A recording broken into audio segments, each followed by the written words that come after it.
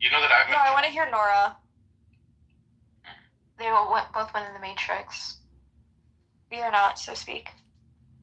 I think it's wise of you not to just automatically trust people because they're of the same orientation as you, as in Jewish. I think that's smart of you.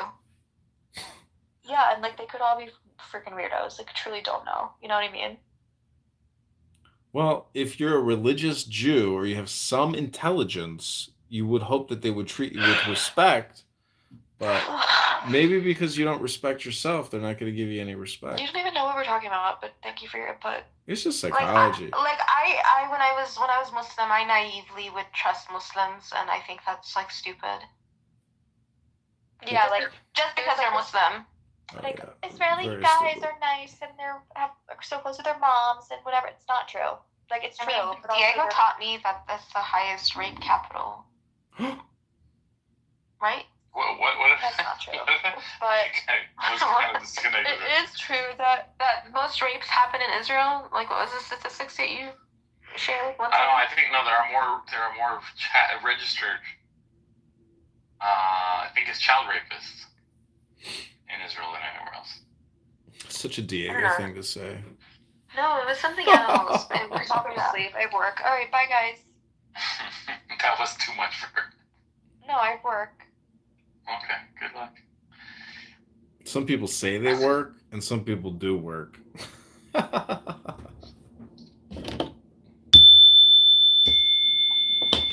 Is your house in order, John? Is your house in order? Another Diego suggestion moment. Miss Rachel's awakening. Enlightenment now. When do you think you guys will ever get enlightened, or do you guys consider yourself both enlightened beings at this point? Because you're so frivolous with your time. Clearly, you don't really care about your well-being. My time revolves around Diego, so mine isn't frivolous. So you're a beta orbiter. Congratulations, Diego. You found yourself a beta orbiter, and I gotta say, like, on Clown House, it's a safe space to have a beta orbiter, but in the real world, they could get in your elevator shaft and have a meltdown. Let me ask you this, John.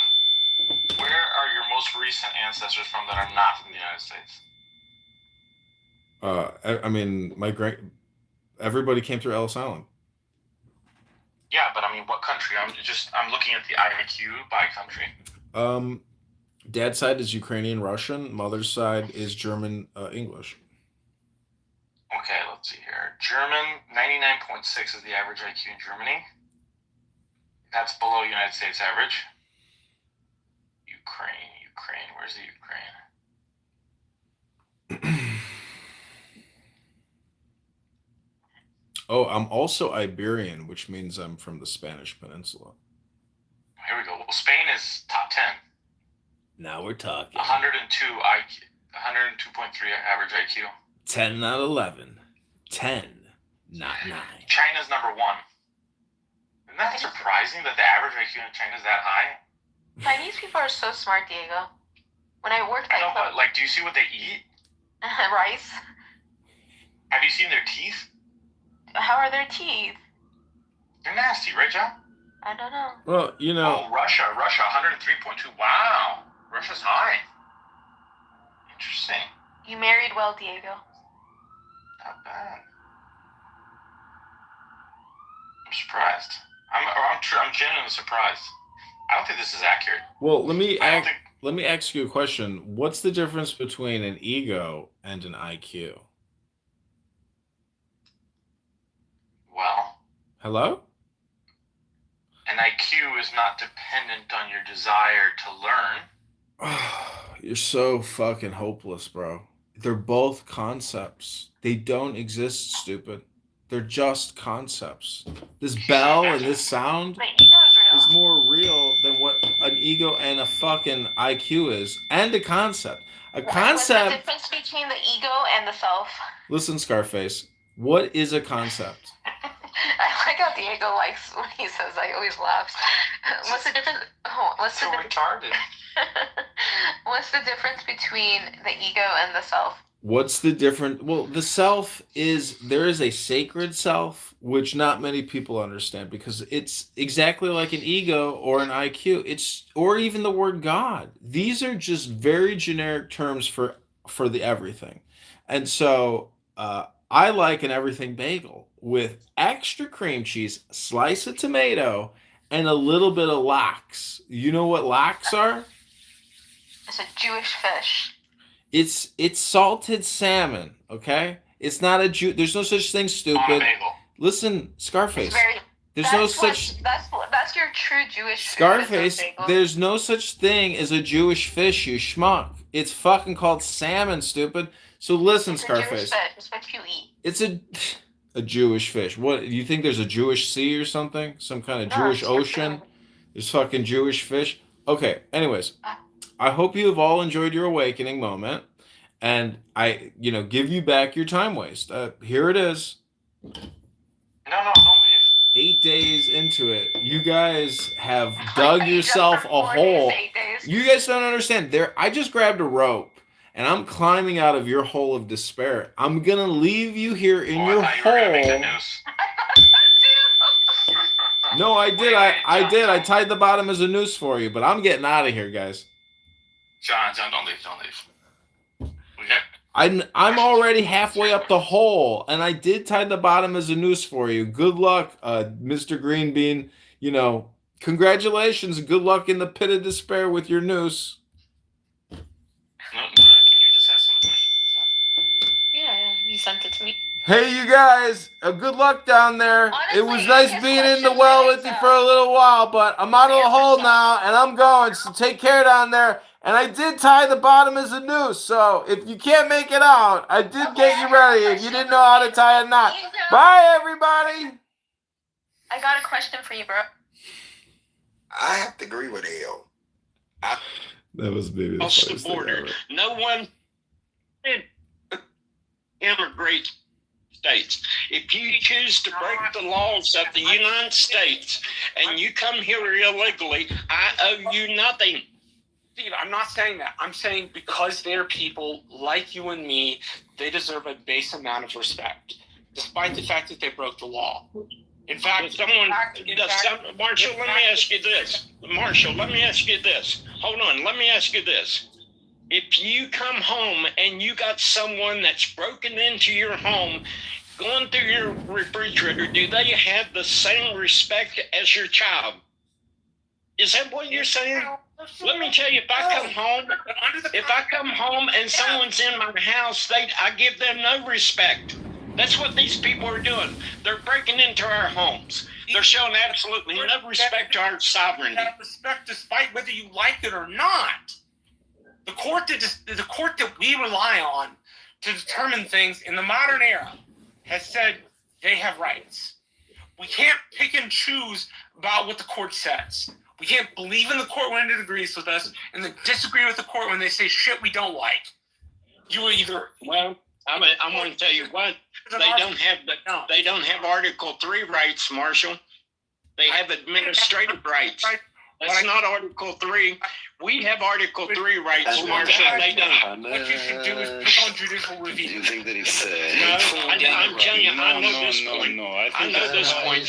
That if people that are in this country illegally do not have Article 3 judiciary rights. It's on the The top. people that live in this country do have Yes, Article it's 3. on the top. The people that have come into this country illegal have judiciary, What happens, have like the administrative Palestinians, review like rights, some- not Article 3. I want to ask a question, Steve. I want to ask a question, Steve, if I may. They call it the Nazi song.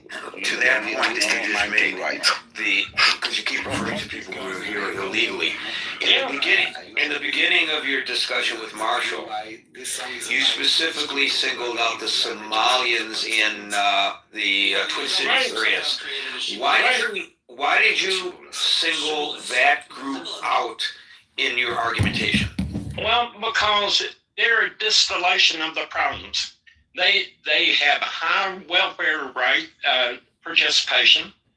They are a group that have not assimilated well. they came here from a war-torn, just a country that their main GDP seemed to be pirating ships off their coast. And, the point of any immigration be to select people that's going to make your country better, that has a skill, that can come in and contribute. We do not owe Somalia nothing. But how do you reconcile that to your argument that you are concerned about the illegal immigration primarily, when, according to Fox 9 Minneapolis, 87% of the foreign-born Somalians in Minnesota are naturalized U.S. citizens? Okay, so what? What did they bring to the country? They came from a war-torn. But they are naturalized. But they are naturalized no U.S. citizens. So why would you think the damage is done?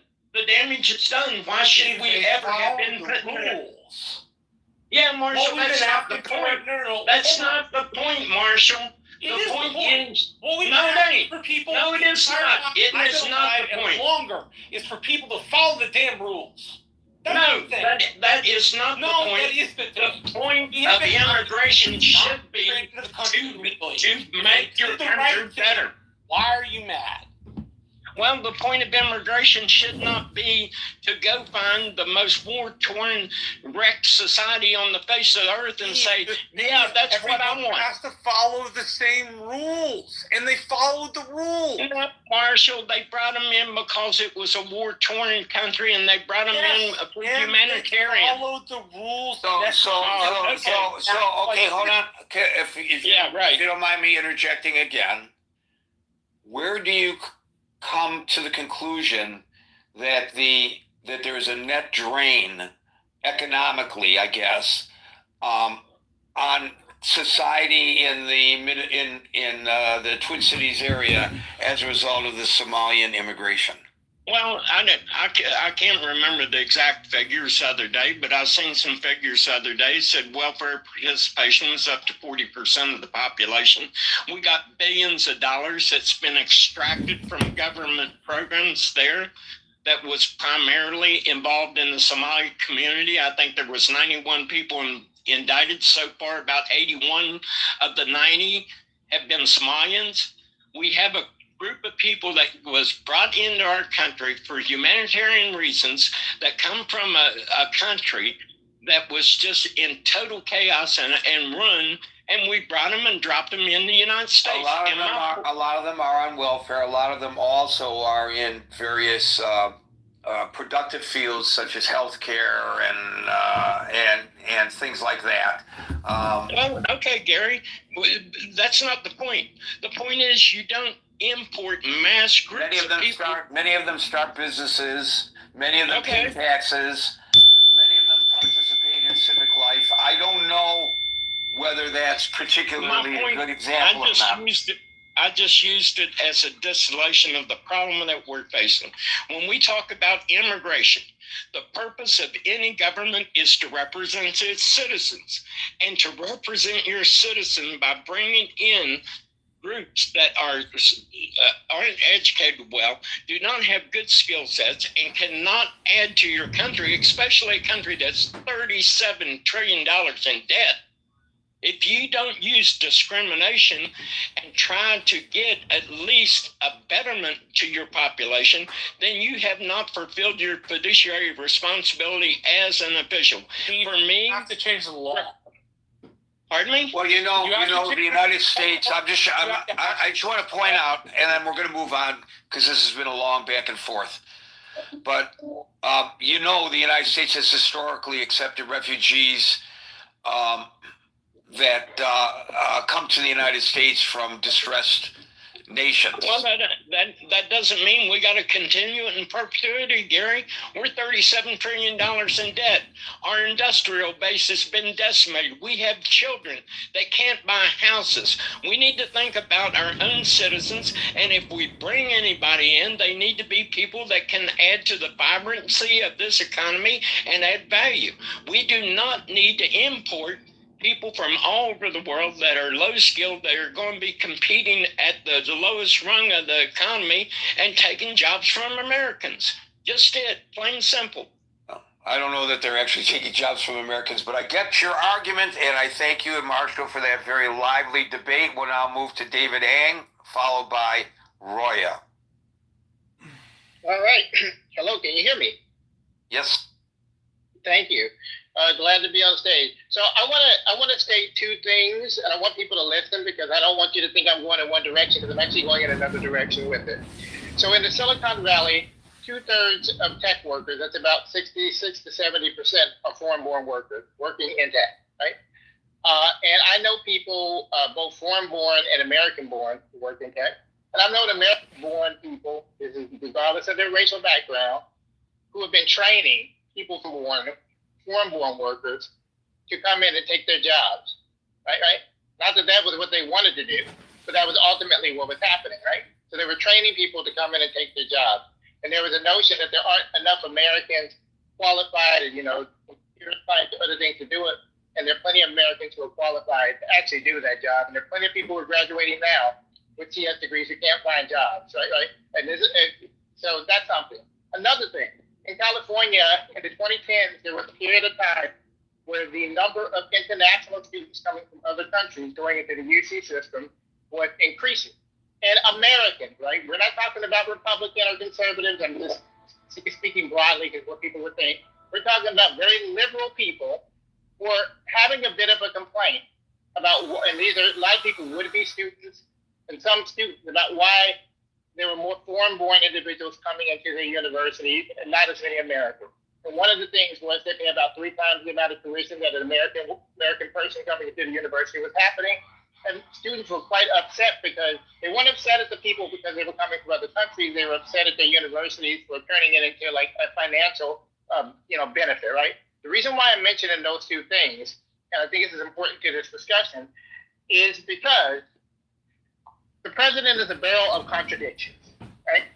Because we had this whole thing going on in February, about when Elon Musk and Viva Ramaswamy, we're doing the Doge thing, and I'm not talking about Doge, but when they were having this whole debate over H-1B visas, right? This discussion about them wanting to bring in more people from other countries. They were pushing a narrative that Americans weren't good, they're lazy, they're not qualified to be able to do these tech jobs, right?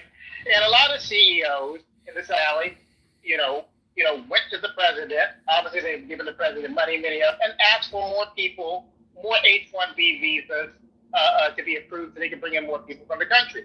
The president so far has seemingly agreed to do all that, right? So that is somewhat contradictory, to, the anti-immigration narrative that the president seems to try to present, or restrictive immigration narrative that the president seems to try to present. The president also recently stated, this may be more than a few weeks ago, right? It's less than a month ago, that he wanted to bring in more than 650,000 people, somewhere around that number, from China to come to the universities because in part he wanted to, and don't quote me on this, I'm paraphrasing, he wanted to save elite institutions. He wanted to, keep the American universities going. So this is another contradiction, right? There's something where he's pushing a hardline immigration, stance, but at the same time, for certain actors, for certain people, he's seemingly waving that idea and saying, well, for you, in the Silicon Valley, in the tech worker, for you in the university system, or at least some of the universities, right? For you in certain areas, or certain sectors of society, and we're not even talking about the low-skilled, low-end. We're talking about people we would think would be the educated, or at least would be college educated, but at the upper end.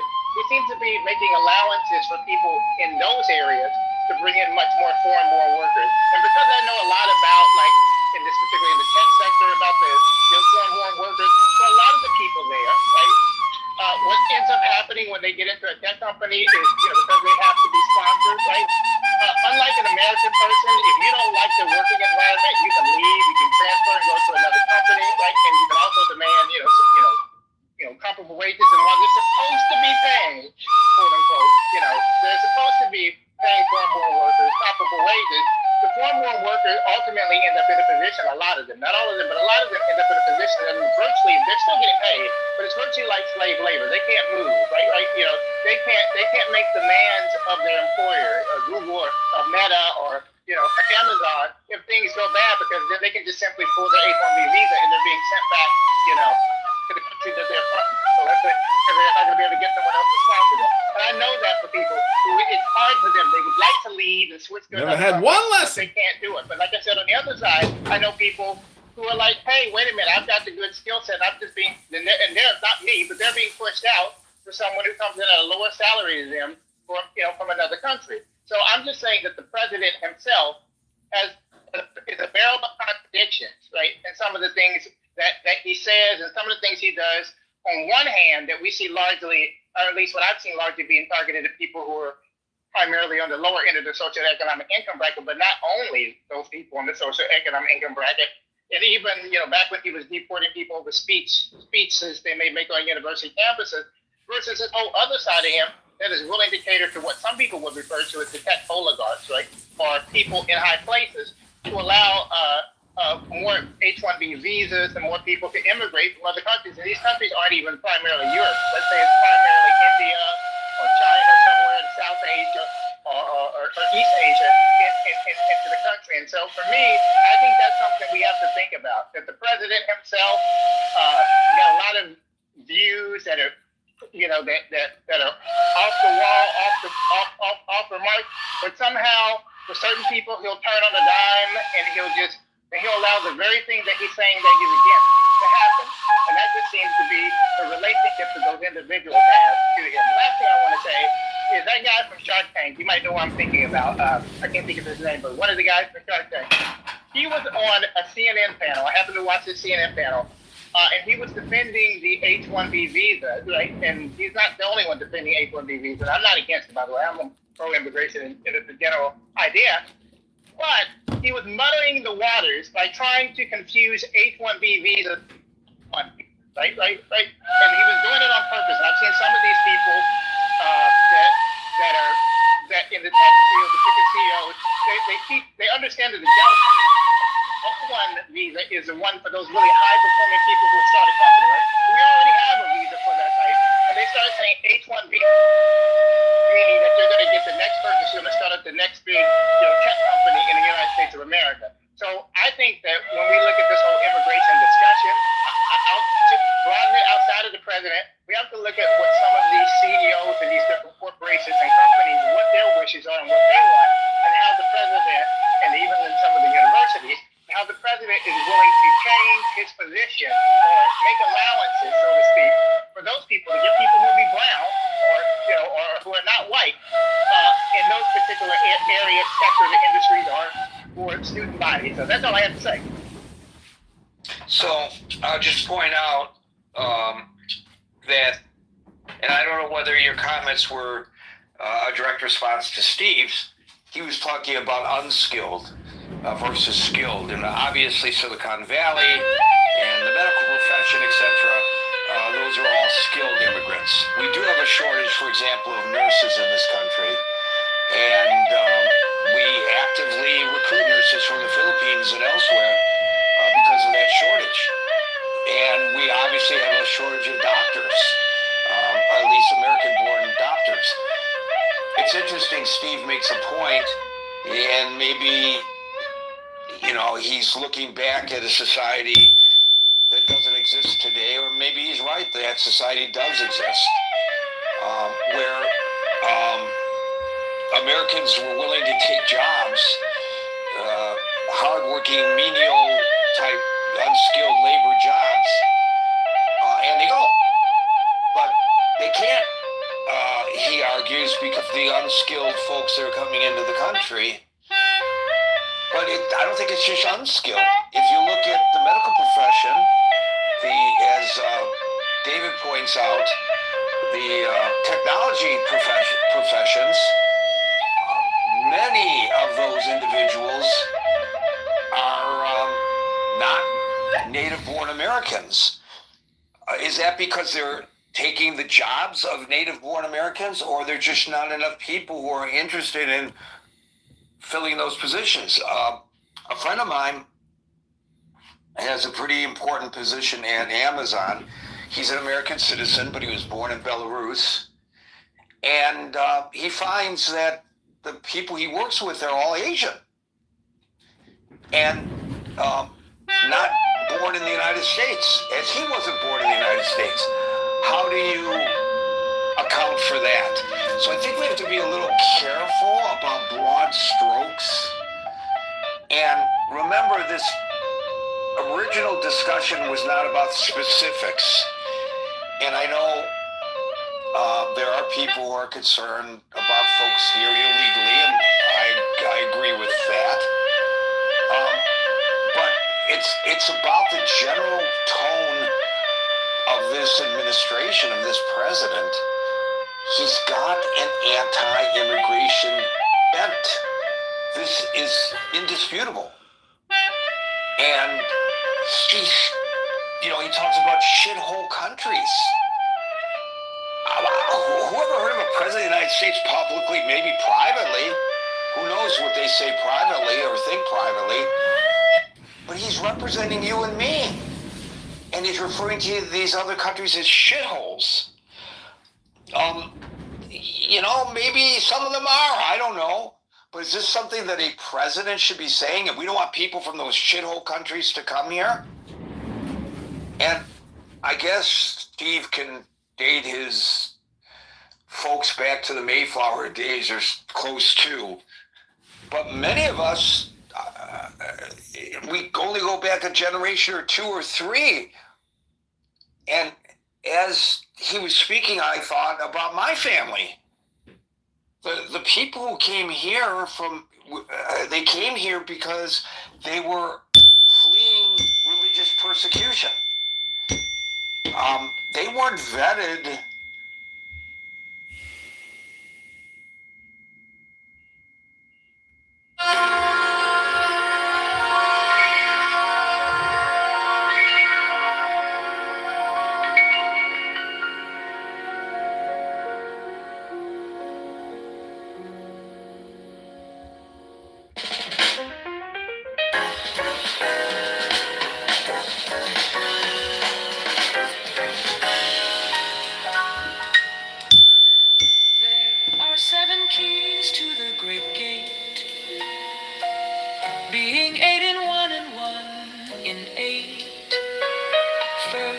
Let the body of thee be still, bound by the cerements of will.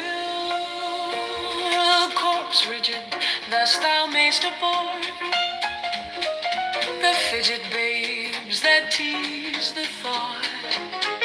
Next, let the breath rhythm be low, easy, regular, and slow, so that thy being be in tune with the great sea's Pacific swoon. Third, let thy life be pure and calm, swayed softly as a windless palm. Fourth, let the will to live be bound to the one love of the profound. Fifth, let the thought divinely free from sense observe its entity. There's just stories. You're not hearing anything like that in Every passing. thought that springs these people in helped. They wanted to keep these prisoners, and they passed them along in apartments and buildings. And basically, hello. Do you support Palestinian or Israeli? We want. We support. Well, read the title of the Zionists. We support the Zionists. We support Palestinians. We don't support Palestine. Exactly. Okay, I got a quick question. Go ahead. You can support the people, but not support the government. Mm-hmm. No, not the government. I support the people, not the nation, not the concept of a land. Like, I don't got any problem with Israeli people, but I got Who a do you problem with the support, bro? government. Like, Do you support what happened on October 7th? and you supporting what happened before 7 October? I'm asking you, do you support what happened? And I'm asking you too. But you don't know what happened before 7th of October. Well, You want okay, to let's answer questions? Listen, you see the green beam that gives us the privilege to ask questions. If you want to be on the panel, you can answer the questions. If you don't, we can play your stupid game. You can go down, come up, go down, come up, and then whatever you want. You can keep sending me chili peppers all you want. I know it's spicy in here, but I'll bring you back up. Would you like to come up? Okay. Do you support what happened October 7th? Nah, I'm talking with you like. Do you support what happened October 7th? Fuck you. Why not? Exactly, your mom. Okay, thank you. So we can keep doing that game. Up and down, up and down. It's like a fucking rolling. At some point, you will not be able to bring him up again. Yo, this guy's tweeting. I can easily bring him up. Watch this. I just have to turn off. He keeps sending me chili peppers. Like, you know, I like peppers. Like, you're not insulting me. Okay, go ahead. Come on up. Come on up, Bubba. Yeah. Do you support what happened October 7th? If I find you, I'll kill you. Okay. So, do you support what happened October 7th? Kill you. You know what I mean? Kill you. Do you support what happened? No, what does that mean? Because the next one you're gonna get. If I find you, I put you on my ass, nigga. Okay. I will kill you. So, This guy's crazy. Yeah. Screaming slogans like a prayer. What are you really saying? Play Cardi B. Glory to the martyrs who need suicide bombs. Now you dropping Islam. Long live resistance. All these kids in the smoke, you back on mine. Some call it woke. That's a joke. From the river to the sea, yeah, I know that chant. Erasing. Daniel's playing some music, but we're not gonna listen to any copyrighted music.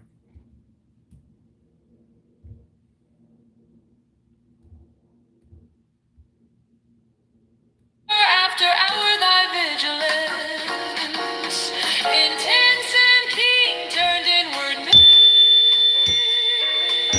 No atom of analysis, 6 on one thought securely pinned. Still every whisper of the wind, so like a flame straight and unstirred.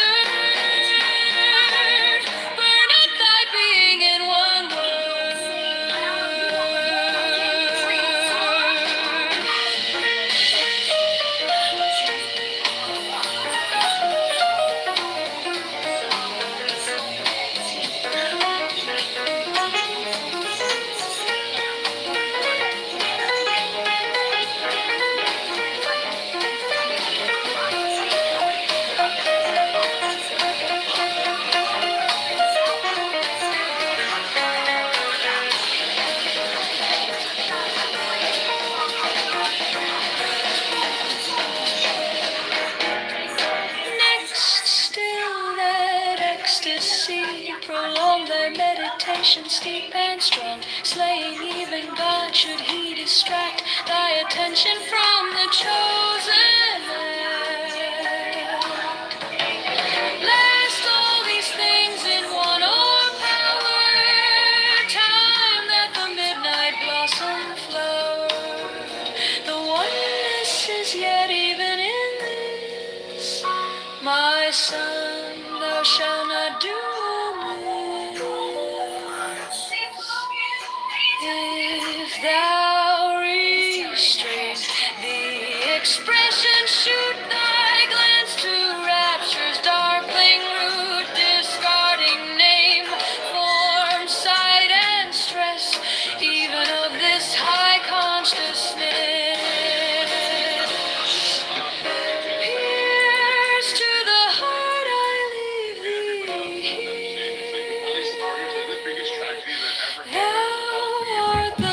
I truly believe that they hate Gazans. That's the sad truth. They don't hate Gazans, they exploit Gazans. They exploit them. Well, because if they truly liked them, they would understand that peace is peace. They've been screaming for a ceasefire for the past 2 years. Israel gave them one, and that's not enough for them. It's because they don't really want a ceasefire. They want all Jews dead. So by any means necessary means they truly hate Gazans because they want them to die. They don't want them to live. Bro, listen, a lot of people gets entertained when they see Palestinian blood getting shed, man, and that's what I see of most of these guys. They support the killing and stupid shit, man. Fuck that, bro. We want. No, they see this image, they get a rush, but immediately with the image, they are told where to point the finger at the Jews, and then they immediately like lash out on a tweet like, you know, or here, and they feel good about themselves. It's like it's a how do you call it when you get in a game? Euphoric feeling. When you kind of in Candy Crush, how do you call this thing? That you kind of Adrenaline? not adrenaline. Serotonin? No. Oh, serotonin. It's adrenaline. No, it's serotonin. It's dopamine. Dopamine. Yes. So it's like a dopamine rush. And it makes you like feel good about yourself. You think that, and most people just don't know this Palestinian story is so layered. Something new about Daniel. Dopamine rush from Candy Crush. What? I said I just learned something new about you. You get a dopamine rush from Candy Crush? No. I learn something new about you every day. It's from games, basically games. This is how they work with those sounds and effects and bullshit. But I lost the plot. You were trying to describe the use of the Palestinians to gain Palestinian supporters. Yeah, that's the whole story, but no, no, they get a rush by this. It's not like that's not their point. Is what you were trying to say. It's not their purpose isn't for support. It's more of a rush. The Palestinian story is so layered that you know that when think of yourself, I don't know, young and naive and clueless, okay? And the UN says this and this, and the ICC says this, so you don't need to think anymore, you know? Those become an Amnesty International, an HRW. It's so layered, and the way that the propaganda that comes from Hamas and then kind of laundered as the Ministry of Gaza, and then it's echoed by like those fringe organizations like UNRWA and HRW, and then to more reliable, and then on the UN platform, and then in the UN resolution, it becomes fact from Hamas to the UN, and then it becomes like, and then mainstream media reports it as UN figures, for example. So many of them just feel that they're doing the right thing. They're just like useful idiots, unfortunately.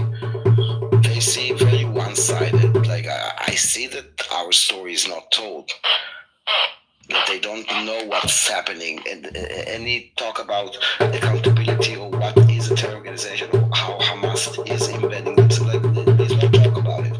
The stealing of aid, the thing that we just found like 2 days ago about this huge warehouse full of rotten baby food that they were keeping, so they would have this humanitarian crisis. No one is reporting this, and even if it does, it will be like, okay, the rage that happened is already aimed at Israel. Now that you will tell them, now we found it, it doesn't matter. It's like it's a boring fact. Well, the impact has been done. What did you find? Like a huge storage with baby food that was just like piling up and rotting there, like a huge amount. Where? In Gaza. In Gaza. Really? Yeah. And who hid it? They did. Because Hamas, other factions, Palestinians, thieves that wanted to sell it. I don't know who did it from them exactly in their society. Why did they do that? Because the humanitarian crisis. Listen, when Hamas went into Israel to commit what they committed, not just Hamas and other factions and many Palestinians, there were thousands of people that came in, many of them like civilians. When they came in to do what they did with Kitover or whatever drug that they were all like high on when they were like slaughtering Jews and live streaming it on Facebook and on their GoPro cams, and then they took 250 hostages back. They knew what would happen. They wanted this. Every death in Gaza is good for the Palestinian cause. A humanitarian crisis, starvation in Gaza is good for the Palestinian cause. This is the twisted fucking reality that the more they suffer, the better for the cause. What is the cause? The cause is the gaining the Free Palestine cause, which is basically the eradication of Israel. But They want to have their own country. no, they want to remove Israel. They don't want to have their own country. No one gives a fuck about Daniel, let me ask you a question. Is it your opinion or is that a fact? It is a fact. Thank you very much. And if you want to prove me otherwise, bring me the person that really cares for them and is honest. Very interesting. It's very interesting. I just find it very interesting. It's a tragic story of the Palestinian. They're like pawns in a game. So all they want is just Israel to go.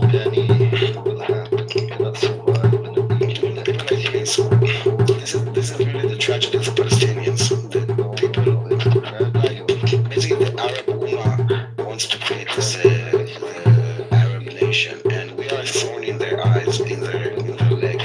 So they invented this Palestinian as a hold on, let me just finish. So they invented the Palestinian nation as a tactic against Israel.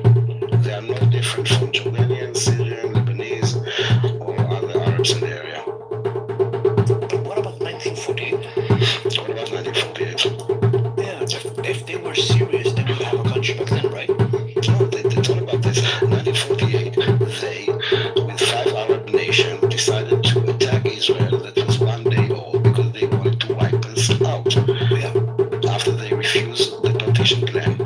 And you know the Palestinians speaking, you know the Palestinians that are carrying I'm finishing, you know the Palestinians that are like holding the key, right? The famous Palestinian key. You know that the 1 million Jews that were also expelled in 1948 from Arab countries, no one talks about it, we just didn't brand it as Nakba. None of them took a key. You know why? Because they were expelled. They knew that they're not coming back. The Palestinians that took the key, the reason that they take a key, it's a big tell, is because they were told to leave by their leaders. They were told, leave so we can wipe out the Jews and then you'll be able to come back. Unfortunately for them, they lost their cause of wiping out the Jews. This is why they have the key. Otherwise, no one will take the key. I know. But Daniel, like, what was the partition plan, 1947? The partition plan was to divide it to the Jewish area and the Arab area. But the Arab area, they didn't have an identity. How would they have an Arab area? The Arab was the identity. But would they? So they were supposed to be a country? No. It was meant for the Arabs. This is like, then Jordan took it. I mean, in 1948, Jordan took it, and then he annexed it. No one called it out, and no one had a problem with this, because it's Arab. And in 1948, Egypt took Gaza. No one had a problem with this. No, I'm talking about the partition plan. That was about after taking from the British mandate, they created the Transjordan into Jordan. The rest, they divided to divide between the Arabs and the Jews because there were a lot of fighting. So they took the areas of where the most Jews and where the most Arabs and kind of divided it. Because it says here that the partition plan was divided in British mandate Palestine, right, and the Arab and the Jewish state. Well, what? It was during the British mandate. Yeah, it says a British mandate Palestine. Yes. But you said it was invented in 1960s. No, the Palestinian identity, the region was called Palestine, okay? During 1948, in that area, if you will talk about the Palestinians, you would usually refer to the Jews. The Arabs were Arabs. And then 1948 happened, Israel created, Jordan took West Bank, whatever. They became Jordan in 1946. The Palestinian identity was created in the 60s, in the mid-60s, 1964. By the way, 1964, this was the created Palestinian identity. That was the Palestine Liberation Organization, the PLO. 3 years before 1967, when we actually took the West Bank. So they were calling for the liberation of Palestine, which is basically not to create their own state, is to wipe us out. Yes, but before 19... Shalom, my brothers and sisters. Right? The region was called Palestine, but as a region. Yeah, it's a region. Like, you know, we could call the East Coast, or I don't know, the Bible Belt, or like, it's not. You would like me to call a region Egypt, and then people call themselves Egyptians. I understand. No, Egypt is, they have an old history. This area was Syria, Palestine. Palestine was included sometimes. It's not this exact land. It was called, like, with Jordan, without Jordan. Yes, there was the time of nation was formed, and the Palestinians decided that they want to do it a century later without, I don't know. Jordan. What about Jordan? Is that good? I mean, the name West Bank, which is the funniest thing, is a colonial name. I mean, West Bank of what? It's the West Bank of the Jordan River. And why do you refer it as the West Bank? Because it was colonized by Jordan. This is when they named the area West Bank. It's not like a name that they carried forever. Like it's from the 60s. I would say that it doesn't really serve a purpose, because if they were called before the 60s Palestine and they want to call themselves Palestinians, okay, it Call makes them whatever they want. I don't care how they call them. Yeah, but it makes sense. It's not from 1960 then. No, they didn't call themselves Palestinians before now. Okay, that. you mean like that? Okay, like a They didn't call themselves like this. The national identity was created then. Okay. You will not find reference to the Palestinians. You will find reference to Palestine, okay? Or even the early texts back then, they would be referred to as the Arabs of Palestine. But a Palestinian, you will not see, like, people talk to them about, them presenting themselves as Palestinians. No. But it's a new term, which is basically, it's a tactical term to kind of connect them to the land. But do you know what they called themselves before that in 19? Arabs. Yes, many of them came during because when the Zionists came to the land and started developing it and building and, roads and neighborhoods and cities, there were a lot of work, and there were a lot of work immigrants, hundreds of thousands of Arabs that came from all kinds of areas, from Syria, from Iraq, to work.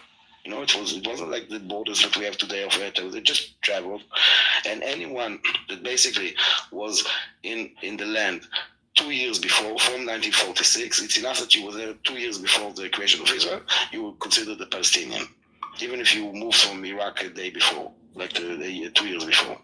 How many there are from Iraq or Iran?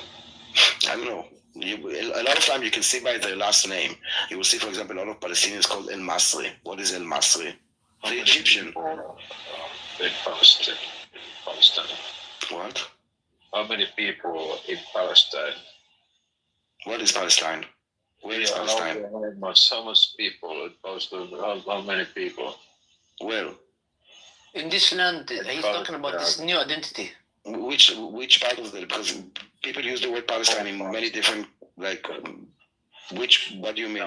How many people nowadays told Palestine? Where is Palestine? 6 million. I know what he means. He's talking about these people that... Judea, Samaria, and Gaza, you mean? Yeah. Okay. 4 million. I think, something like this, 4 or 5. Okay. All right, okay. Well, it's really been a fascinating conversation, Daniel. I'm just wondering, what's on the agenda for the rest of the day, Daniel? Like, is there a purpose? Is there an agenda? What are we talking about tonight? Poly supporters hate Gazans, the sad truth. Is that the truth, or is that opinion? No, I know that the Palestinians have been thrown out of over four countries. I just want to understand why. Because they try to... They always allied against the country that they were in. If it's, what was it, Kuwait? Not Kuwait, Kuwait. Yeah, Kuwait. And there was in Jordan and in Lebanon. Like, in Lebanon, they are really, like, treated like shit. Lebanon, yeah, that was one. Lebanon, good old Lebanon. dude, it's really hard for me to, like, I don't know, I think you need to speak closer to the mic. You're from Lebanon, bro. Who's from Lebanon? You are from Lebanon. I'm from Lebanon? Yeah. No. Oh. I'm from Israel. Okay, okay. Okay. And John, where are you from? I'm from Lebanon. You're from Lebanon? Yeah. And you thought that I'm from Lebanon? And you're being from Lebanon? Yeah, this happened for free. Where in Lebanon? Which part? Which part? Huh? Which part in Lebanon? Are you drunk, my friend? I think he is. Please drop him. Drunk? I don't know. Maybe, yeah. Maybe, okay. A little. Bye-bye. Maybe a little. I like it. No, maybe a little. Yo, you're crazy. What happened? I missed it. Asking, are you drunk? No. Oh, maybe a little. Oy vey, when are these Arabs gonna show some respect? Oy vey, Shmir. Is it haram to drink? I don't Not think on he's a a Muslim. Wednesday. I think he's a Christian, to be honest. And Lebanon, well, I don't think he's from Lebanon. If he thought I'm from Lebanon, I doubt it that he's from Lebanon. So Daniel, let me ask you a question. What is Arab identity politics? What is Muslim identity politics? No, Mohammedan Islam, identity. How does identity politics play a role into the conflict in the Middle East? Yes, 3 and blue. I think that all identities are made up, especially the Middle East one. Yeah, they're terrorists, man. You got a certain group of people who get on the bus and they say Allah Akbar and the bus explodes. But then you have another group of people, they get on the bus and say Baruch Hashem, the bus doesn't explode. Why is that? Well, They say Baruch Hashem, or they say, well, hold on. Well, actually, have funny. They either say Baruch Hashem or they say praise Jesus or God bless you and the bus doesn't explode. Why is that? That's exactly what I mean. And the crazy thing They got superpower, man, from God, man. Yo, man, Palestinians are the bomb. No pun intended. Don't talk shit about them. They'll blow shit up, man. It's to the point I was walking in New York City and I heard somebody say Allah Akbar and I jumped on the ground like I thought someone's gonna explode. Like, it's crazy. Why would someone well, I don't know what happened. And the crazy thing is now they want to put 9/11 on the Jews. No, they want to put anything on Jews. I think the only thing that I haven't seen it was Hurricane Katrina, but other than this, JFK, 9/11, like anything, basically, it's us. Yeah, and Charlie Kirk. Somalia. Charlie Kirk. And he said that, Jews taught him how to steal, so now he's stealing. He's in America stealing because of the Jews. But what's crazy though, Daniel? They said that it was the what is that? The Mossad flew all the way out here to kill Charlie Kirk. It's raining outside. The Jews had something to do with it. Like, this is crazy. You said that, Candace? And they even said that Epstein is Jewish. He's not Jewish. I don't know if he's Jewish or not. His family's Jewish. No, Epstein was a Jew. No, he wasn't. Yeah, he was. Like, he has a Jewish name, but... You know what? Actually, let's check. It could have been just his father. Hold on. But yeah, it could be a paternal thing and not... Yeah, what was his first name? Jeffrey. Jeffrey. Jefferson. He was a Jew? I think so. Hold on. This is like, I don't know, this is what the talk is all about. Because they say we love pedophiles, right? Because, with Jews, it's enough that you have one to say that they're all. With, I cannot say, all Muslims are terrorists or something like this. Because, Not all of them are. You can't say all rappers are Muslim. All terrorists are Muslim. Okay, so right here. You cannot say this because I am Jewish. By birth and upbringing, he was born in Brooklyn, New York. His Jewish parents raised in a hardworking Jewish family in the Seagate neighborhood. Traces of his Jewish background, such as references. Are you reading from Wikipedia? No, or ChatGPT? From Grok. Okay. So, such as references to his bar mitzvah and family traditions appeared in the personal tributes compiled. Listen, Grok can also fall for a lot of bullshit. All of them get manipulated, I know. Like Wikipedia, it became like such a shit place for propaganda. I just want to recommend, anything about the conflict. I would suggest find like a different language and then just translate the page instead of reading it in English. The English version is like completely shit. That's a good idea. What do you think about the Jewish AI? What is the Jewish AI? Oh my God, you gotta AI is show Jewish. him, bro. No, you gotta see this one, bro. Baby, tell him about it. It's good. The shekel thingy. Yeah, ask the rabbi, bro. It's the best I've ever seen. Do you have the link for it? Do you want me to put it in the chat? Can you put it in the chat? Hey, brother BB. I was on a cruise ship, right? And it was really windy outside, and my kippah fell off, and it went into the ocean. Should I blame my Jewish brothers for that too, as well? Yeah, because they should have. Musik wird von Daniel PC abgespielt. They should have crazy glued the kippah to your head.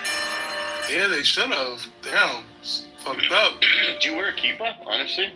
Yeah, honestly, I do. And that was actually my favorite kippah.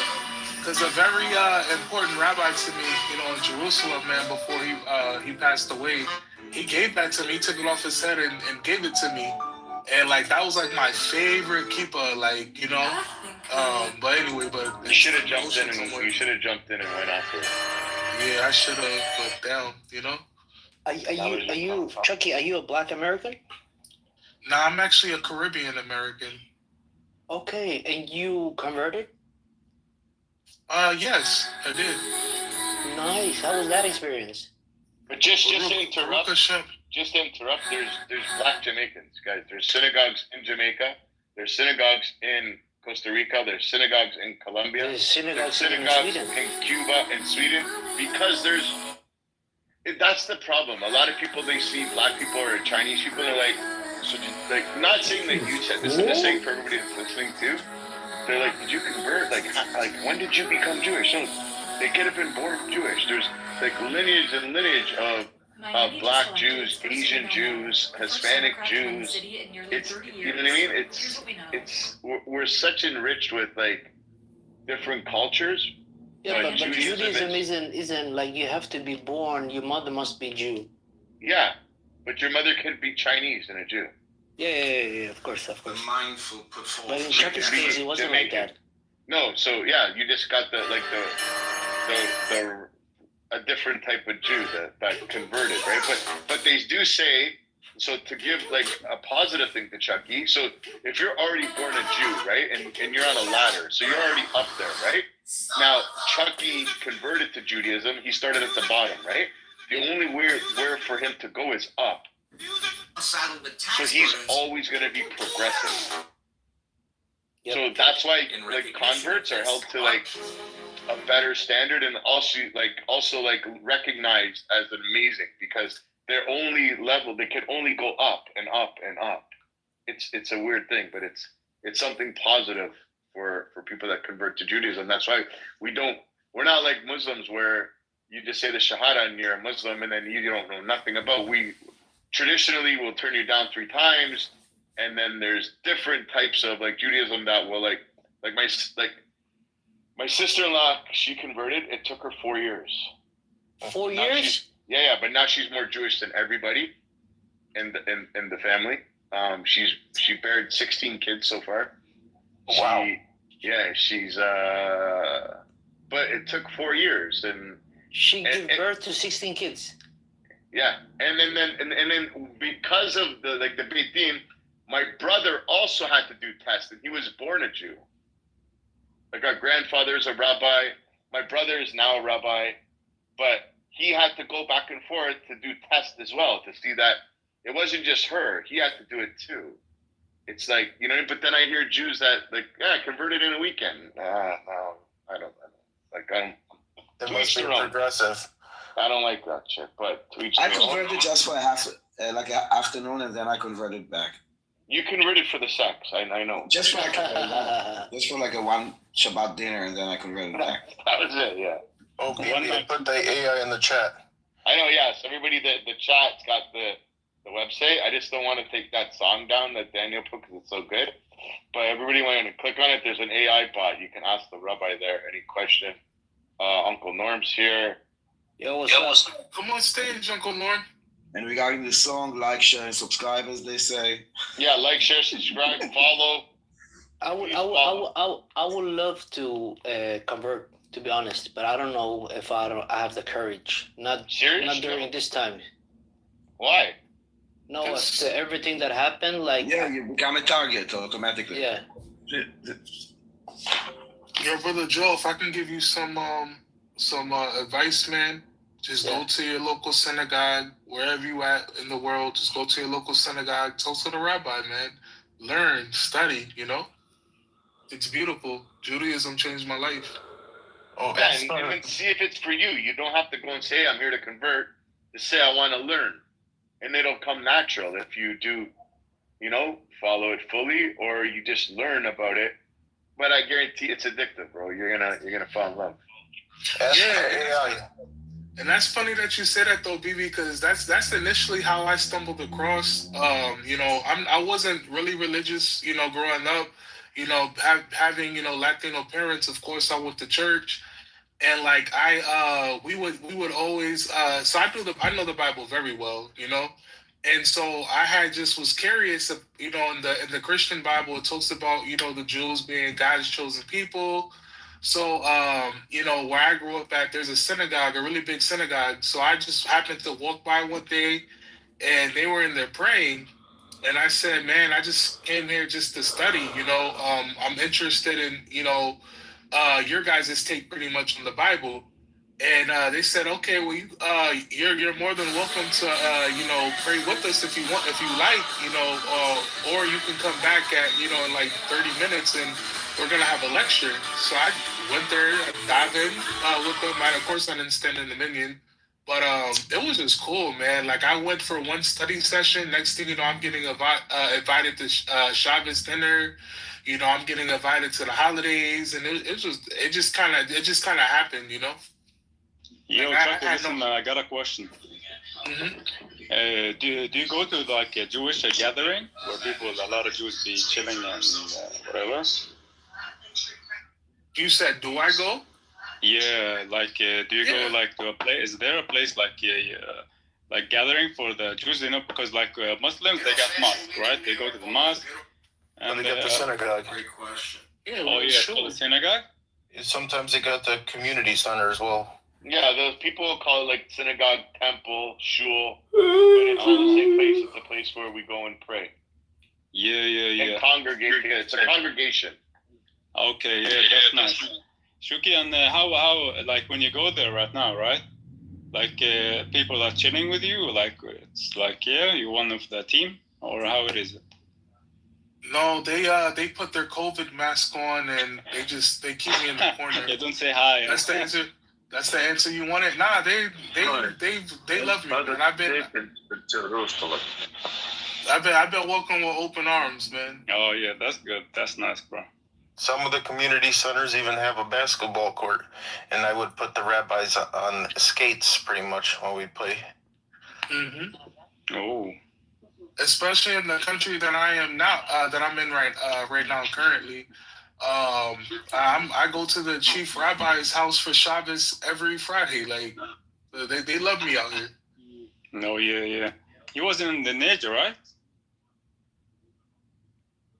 You said what? You wasn't you in a Muslim country right now? It's mixed. It's mixed. What can you say what country you are in right now? I would refrain from in Asia, but listen, isn't like some place in Asia, right? Yeah, it's somewhere in Asia. Okay, damn, bro, they got Jews there too. Absolutely. We're all over the world, man. And even even in my native country, man, in the Caribbean, there's Jews all over.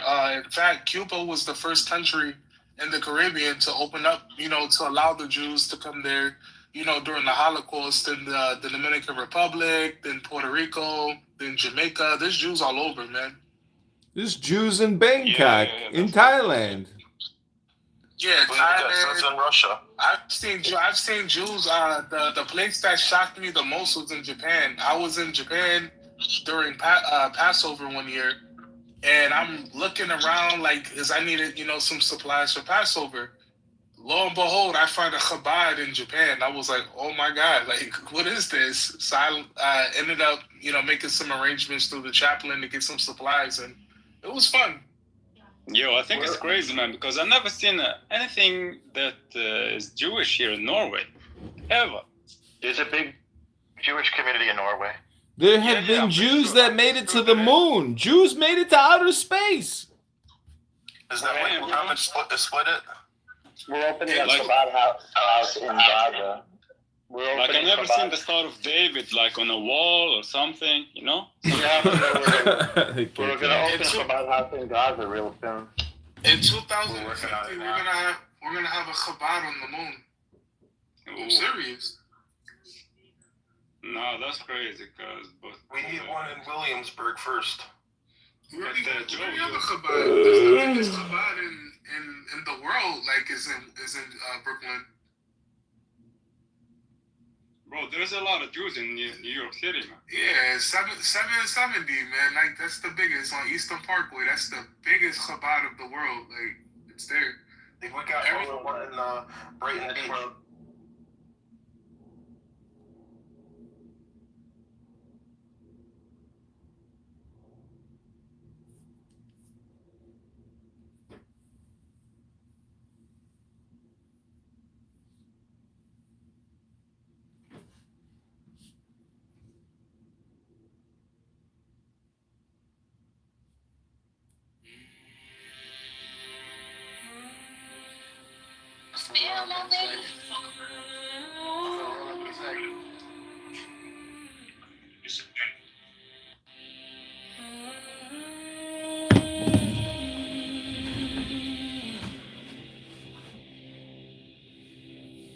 Man has the right to live by his own law, to live in the way that he wills to do, to work as he will, to play as he will, to rest as he will, to die when and how he will. Man has the right to eat what he will, to drink what he will, to dwell where he will, to move as he will on the face of the earth. Man has the right to think what he will, to speak what he will, to write what he will, to draw, paint, carve, etch and mold, build as he will, to dress as he will. Man has the right to love as he will, take your fill and will of love as you will, when, where, and with whom ye will.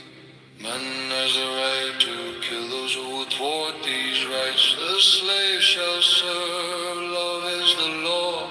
Love under will. The law of the strong. This is our law and the joy of the world. Do what thou wilt shall be the whole of the law. Thou hast no right but to do thy will. Do that and no other shall say nay. Every man and every woman is a star. There is no God but man. The rights of man, Master Therian, Frater Putter Abo, Alistair Crowley. Alistair Crowley, the master, Alistair Crowley. Man has the right to live by his own law, to live in the way that he wills to do, to work as he will, to play as he will, to rest as he will, to die when and how he will. Man has the right to eat what he will, to drink what he will, to dwell where he will, to move as he will on the face of the earth. Man has the right to think what he will, to speak what he will, to write what he will, to draw, paint, carve, etch, or mold, build as he will, to dress as he will. Man has the right to love as he will. Take your fill and will of love as you will. When, where, and with whom you will. Man has the right to kill those who would thwart these rights. The slave shall serve. Love is the law. Love under will. The law of the strong. This is our law. And the joy of the world. Do what thou wilt shall be the whole of the law. Thou hast no right but to do thy will. Do that and no other shall say nay. Every man and every woman is a star. There is no God but man. The rights of man, Master Therian, Freda, Putter, Albo, Alistair Crowley, Alistair Crowley, the Master, Alistair Crowley.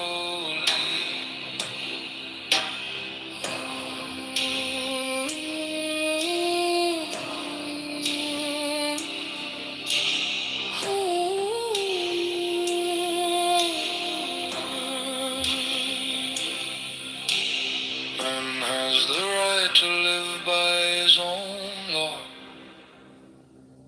to live in the way that he wills to do, to work as he will, to play as he will, to rest as he will, to die when and how he will.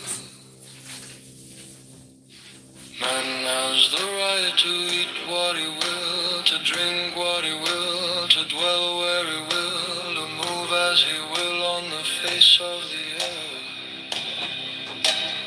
Man has the right to think what he will, to speak what he will, to write what he will, to draw, paint, carve, etch, and mold, build as he will, to dress as he will. Man has the right to love as he will. Take your fill and will of love as he will. When, where, and with whom you will. Man has the right to kill those who would thwart these rights. The slave shall serve. Love is the law.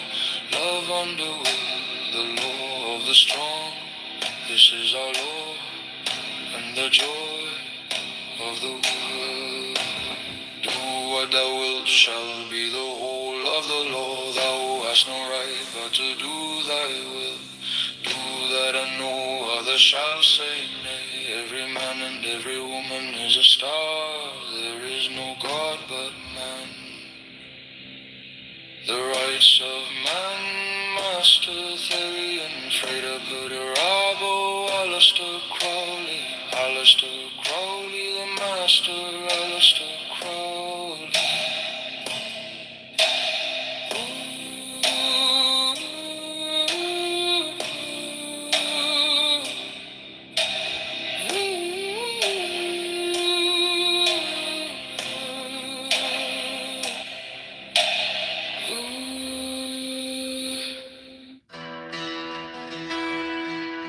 Carthage, though a commercial republic, was the aggressor in the very war that ended in her destruction.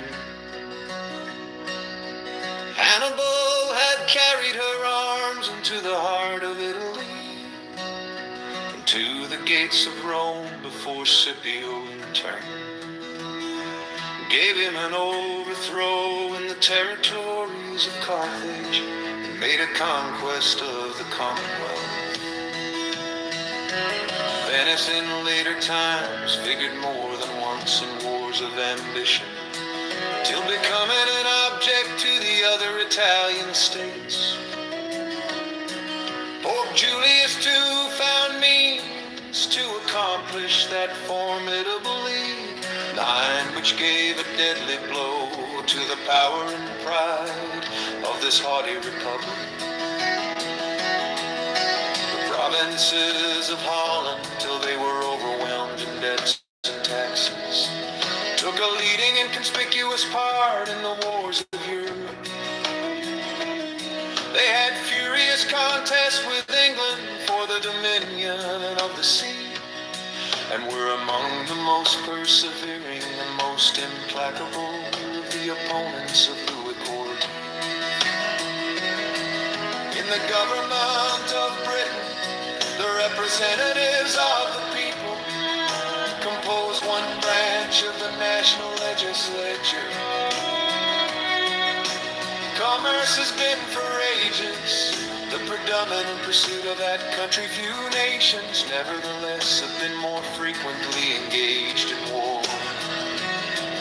And the wars in which that kingdom has been engaged have, in numerous instances, proceeded from the people.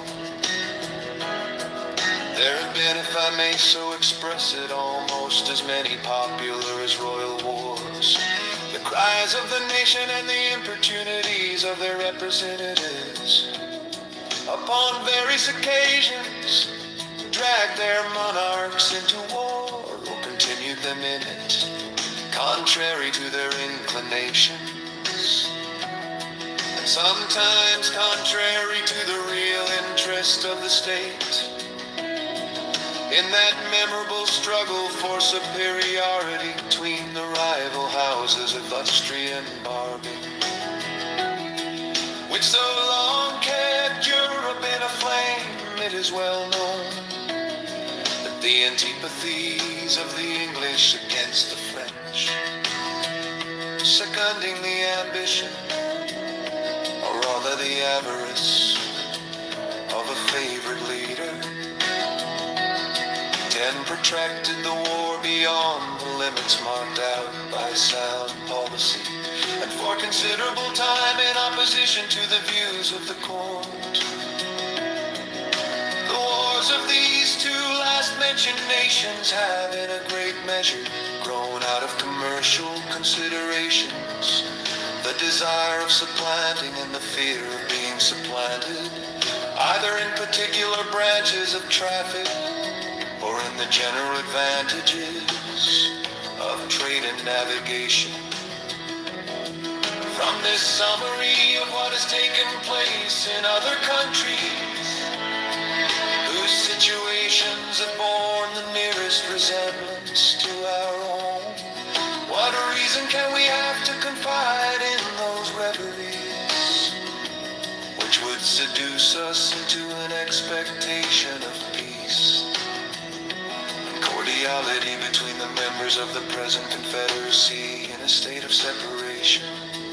Have we not already seen enough of the fallacy and extravagance of those idle theories which have amused us with promises of an exemption from the imperfections, weaknesses, and evils incident to society in every shape? Is it not time to awake from the deceitful dream of a golden age and to adopt as a practical maxim for the direction of our political conduct that we, as well as the other inhabitants of the globe, are yet remote from the happy empire of perfect wisdom, perfect virtue? Let the point of extreme depression to which our national dignity and credit have sunk, let the inconveniences felt everywhere from a lax and ill administration of government, let the revolt of a part of the state of North Carolina, the late menacing disturbances in Pennsylvania, and the actual insurrections and rebellions in Massachusetts declared.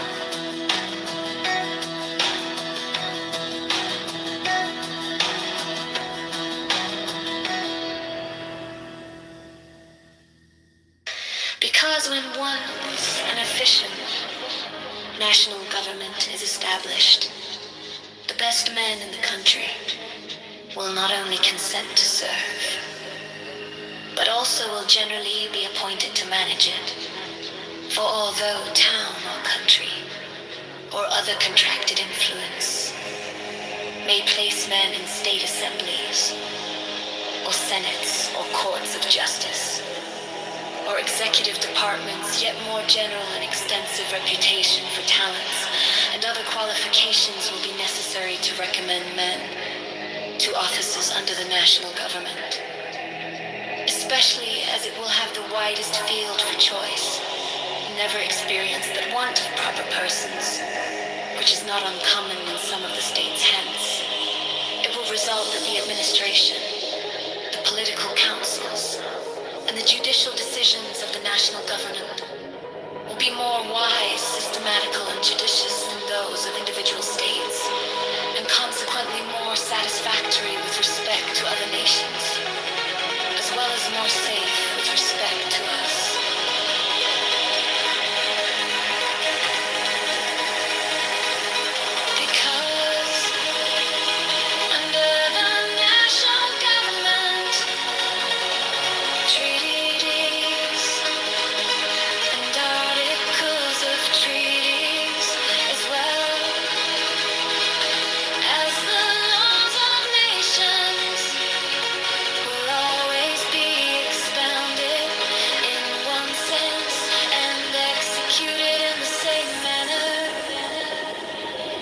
Whereas adjudications on the same points and questions in 13 states or in 3 or 4 confederacies will not always accord or be consistent, and that, as well from the variety of independent courts and judges appointed by different and independent governments, as from the different local laws and interests which may affect and influence them. The wisdom of the convention in committing such questions to the jurisdiction judgment of courts appointed by and responsible only to one national government cannot be too much commended, because the prospect of present loss or advantage may often tempt the governing party in 1 or 2 states to swerve from good faith and justice, but those temptations not reaching the other states and consequently having little or no influence on the national government, temptation will be fruitless and good faith and justice be preserved. The case of a treaty of peace with Britain adds great weight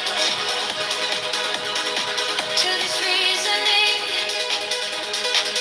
because even if the governing party in a state should be disposed to resist such temptations, yet as such temptations may and commonly do result from circumstances peculiar to the state and may affect a great number of the inhabitants, the governing party may not always be able, if willing, to prevent the injustice meditated or to punish the aggressors. But the national government, not being affected by those local circumstances, will neither be induced to commit the wrong themselves.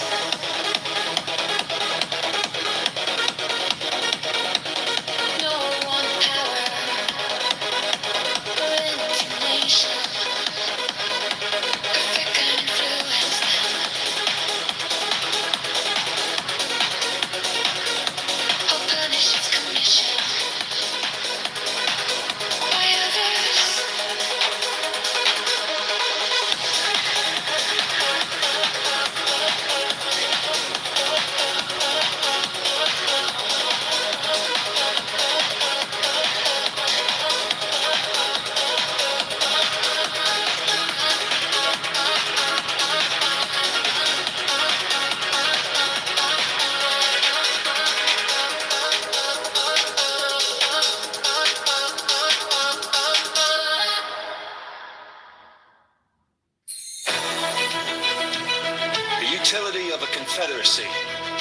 as well to suppress faction and to guard the internal tranquility of states as to increase their external force and security is in reality not a new idea.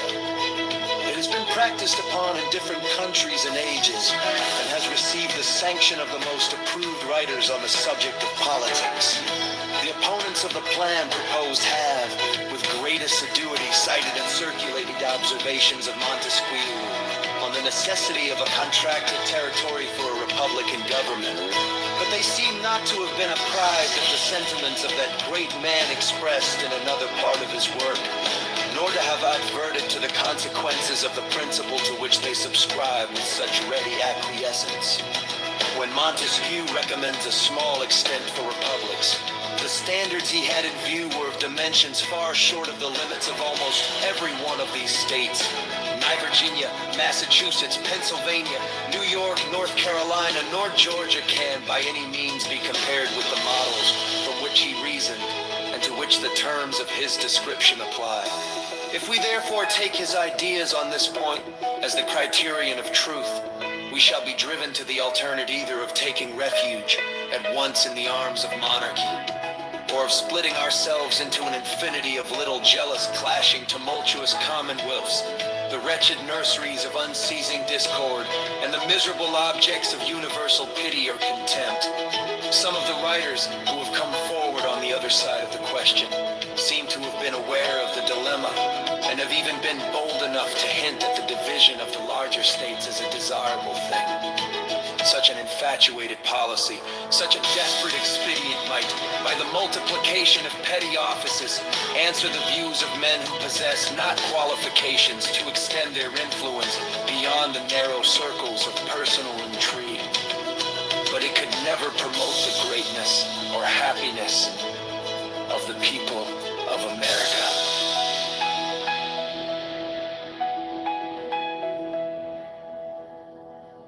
There's 7 keys to the great gate, being 8 and 1 and 1 and 8. First let the body of thee be still, bound by the cerements of will. Core frigid thus thou mayst abort the fidget babes that tease the thought. Next let the breath rhythm be low, easy, regular, and slow, so that thy being be in tune with the great sea's Pacific swoon. Third, let thy life be pure and calm, sway softly as a well to live be bound to the one love of the profound. Fifth, let the thought divinely free from sense, observe its entity. Watch every thought that springs enhance, hour after hour thy vigilance. Intense and keen turned inwardness, no atom of anesthetic. Someone thought securely pinned, still every whisper of the wind. So like a flame strand unstirred, burn up thy being in one word. Next, still that ecstasy prolonged, the meditation steep and strong, slaying even God should he distract thy attention from the chosen act. Last, all these things in one orb our time, that the midnight blossom flower, the one that says, yet even in this my son, thou shalt not do amiss. If thou restrain the expression, show thy glance to rapture's darkling root, discarding name, form, sight, and stress, even in this sad consciousness. Pierce to the heart, I leave thee here, thou art the master I revere. Thy radiance that rolls afar, O brother of the silver star. There are 7 keys to the great gate, being 8 and 1 and 1 and 8. First let the body of thee be still, bound by the cerements of will. Corpse rigid thus thou mayst abort the fidget babes that tease the thought. Next let the breath rhythm be low, easy, regular, and slow, so that thy being be in tune with the great seas Pacific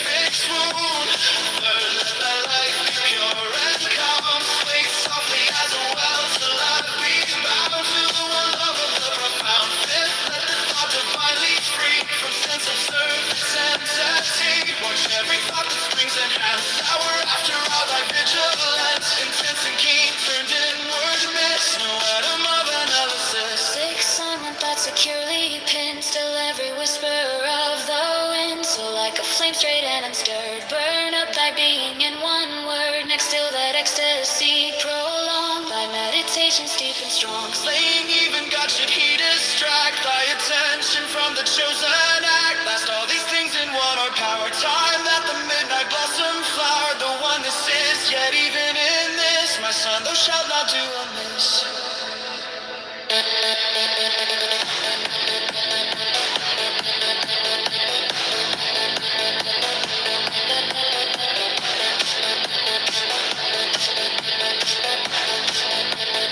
So like a flame straight and unstirred, burn up thy being in one word.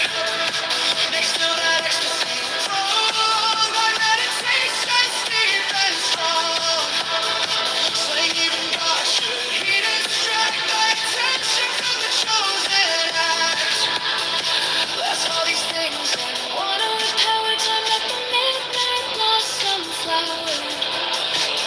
One this is yet even this, my son, thou shalt not do amiss.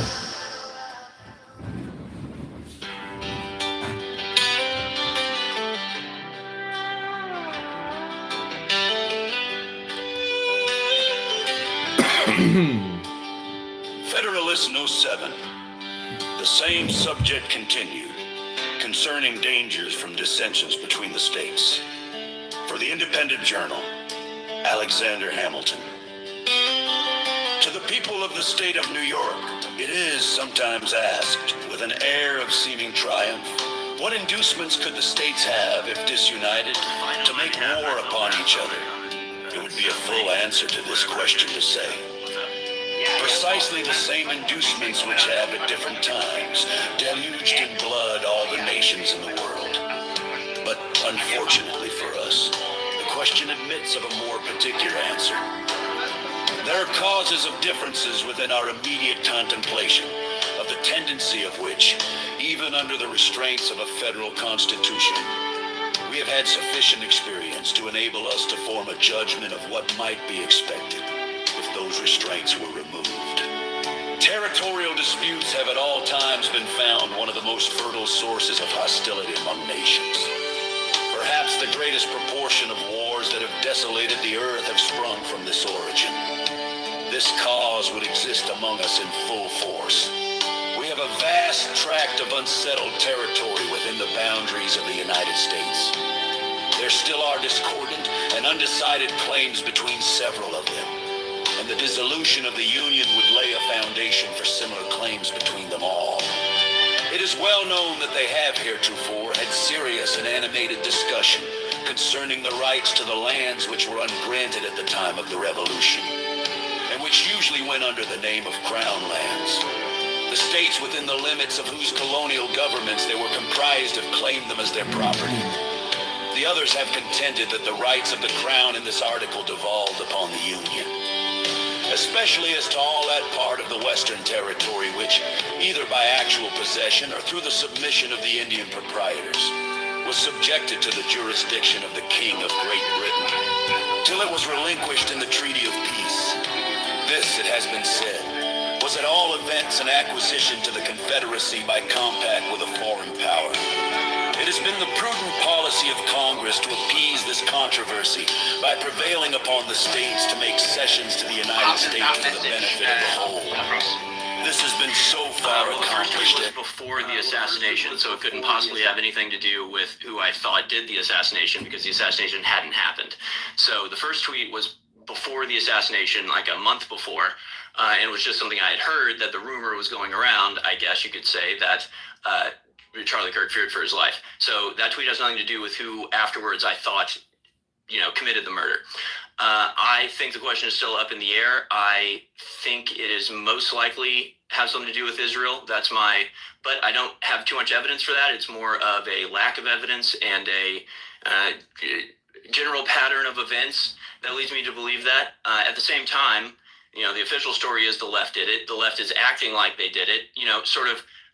The second tweet is just in the in the worldview that I feel like most left people have is we killed Charlie Kirk, we got away with it. So that's what I'm speaking to. The fact that the left wing, if that's who did it, then got away with it and got only good things out of it, basically. And I'm pointing to the weakness of the right wing to treat the threats against us with the appropriate seriousness. Now, whether or not it was a leftist, I still don't know. I still think it's up in the air, and I have a lot of unanswered questions about the patsy they have now, who I don't believe we have the full story on. So, still the left has benefited. The left acts like they did it. The left believes they did it. The official story is the left that did it. Personally, I have questions about that story, but it doesn't matter because the widespread perception is that the left did it and got away with it. And so that's what matters in informing the left's behavior into the future. Do you think that's a widespread opinion? Because I would say the vast majority. I can't hear both of y'all at once. Oh, sorry, Matt. Sorry, go ahead, Matt. Let me ask. Go ahead, Matt. How do you feel about the genocide in Gaza? Yeah, I know. Matt, how do I feel about against it? Yeah, I'm strongly against the genocide in Gaza. Yeah, locally, and since before October 7th, yes. As Israeli shill. Sorry? Yes, utterly ridiculous. Yeah, no one said that. What the argument was, and I will come to that, Harrison. The argument was that although you've no doubt about it, you've been speaking out against the genocide in Gaza. You spoke about it before October the 7th. I've seen the clip of your very first video where you spoke about it in InfoWars. There's no doubt about that. But on the other hand, you are a presenter on InfoWars. InfoWars does perpetuate Zionist agendas and Zionist talking points. And one example, or many examples of that, is attacking Muslims in the United States of America and the UK and various other countries intentionally, which is the actual objectives of Zionists. Because if you look at these big Jewish Zionist billionaires like Robert Shulman. I get it. All you're saying is that Zionist interests overlap with my interests. It has nothing to do with Zionism in my or our calculus. I am for the Western culture. I'm for Western civilization. I'm for America, heritage Americans, black, white, Mexican. Like, there are lots of heritage Americans, but that's who I'm in favor of. That's who I'm for. That's who I'm fighting for. And it's a Christian country, and I'm fighting for Christianity. So I'm against Muslims infiltrating Western countries. I'm against Zionists controlling Western countries. These are not contradictory. They're just both my enemies. Like, you seem to treat it as if there's two teams, and you get confused when somebody doesn't fall nicely into one of those teams. It's more like rock, paper, scissors. It's more like I got two enemies, not one, and both of them aren't encroaching on my civilization and my heritage. And that's not even to say that I think either of those groups are my enemies. It's just culturally, politically, those are the forces that I'm working against. Two of many forces. I'm also against the Chinese. I'm also against communists and socialists in my own country. I'm also against the Christians that call themselves Christians but are hanging out in Israel getting talking points. I'm against all these things. So there's nothing contradictory about this. There's nothing Zionist about not wanting Muslims to take over your country, just like there's nothing Muslim about not wanting Zionists to control your country. This all seems very clear-cut and obvious to me, and to the idea of InfoWars promoting Zionist talking points. No, we're against the Muslim takeover, as we've always been. And if you watch InfoWars recently, it's absolutely anti-Zionist, and Alex goes out of his way to condemn what Israel, Netanyahu, the Zionists are doing in general. But there's also a deliberate overriding message of unity of all Americans of any race, color, and creed that aren't trying to dominate, take over, control, subvert, manipulate other groups. So, with such unless they're Christians, of course. What's that? I said unless they're Christians, it's okay for them to dominate the rest of the Americans. In Christian countries, yeah, exactly. So, Harrison, this is obviously where you basically are misunderstanding my point, right? Because I'm not saying you have to be on one side or the other. This is a complete misconception of the point. What I'm saying is, of course, if there is such a claimed invasion, in reality, of course, you would speak out against it because, as you said, you are a Christian guy. You believe in the white population or whatever it is. You believe in all of these positions, and that's fine to do so, no problem whatsoever. Where the disagreement is, where basically people like InfoWars or yourself push things that are demonstrably false with this claim that there is a Muslim takeover, when, for example, in the United States of America, there clearly isn't a Muslim takeover based on numbers, based on positions of power. And in reality, when this is done, is because the Oh, okay. I don't care I don't care how far along the takeover has gone. I don't want to just start in the first place. So, well, what have I pushed that's fake? I got to go, but I do appreciate you letting me on and clearing the air. But what have I said that's fake? That's not true. So, for example, just now I put the tweet out.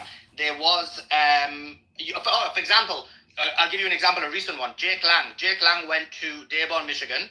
Jake Lang is a Jewish Zionist. Yeah, I know that. What did I say about that wasn't true?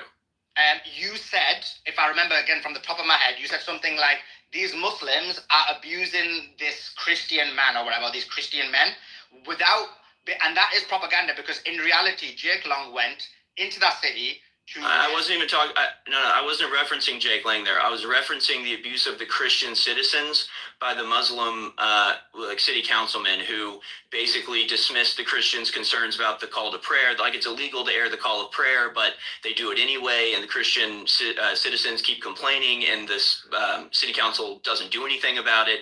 And there are lots of examples of this. There's another video that went viral today that was a guy complaining that his Muslims have taken over, I think it was Richardson, Texas, and people who were walking around demonstrating were arrested and investigated, even though all they were doing was speaking, saying things, whereas Muslim men that showed up with guns and tried to intimidate people weren't even charged. So there's a pattern of Muslims taking over areas in America and then benefiting their co-religionists, and I'm against that, and that's factual, and it has nothing to do with Jake Lang, except that the reason they were targeting Dearborn was because examples of this had cropped up in the recent past. So I hope that clears everything up. I really don't have time for any more, so I do have to go. Okay, no problem. But I appreciate it. Posted on the day when Jake Lang went, so you were clearly talking about him.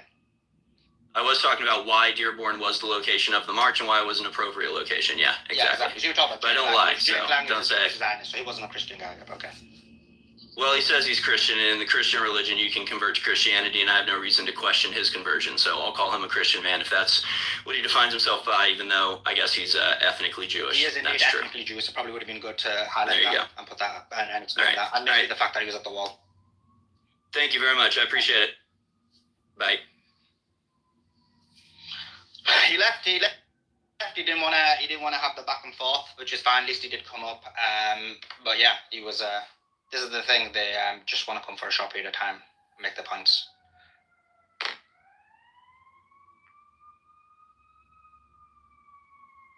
Joe. So do you feel they should have talked to him now? No, I do believe they should have talked to him, but as you can see, he. I was going to push back on that one, but then Matt Baker jumped in. I was going to say that Matt Baker made it about Islam, so we end up talking about that. But before Matt Baker jumped in, I was going to say that, wait a sec, why is it on the tweet you basically blamed left-wing people? And actually now Harrison Smith himself is saying it's not Israel. He didn't think it was Israel, and his original tweet wasn't about Israel. No, he did say it. He said, I do think it's Israel, but I don't know. Well, he said both. Then he said, it might be a left-wing person. It could be. What do you think? What was his original tweet? Who do you think it was?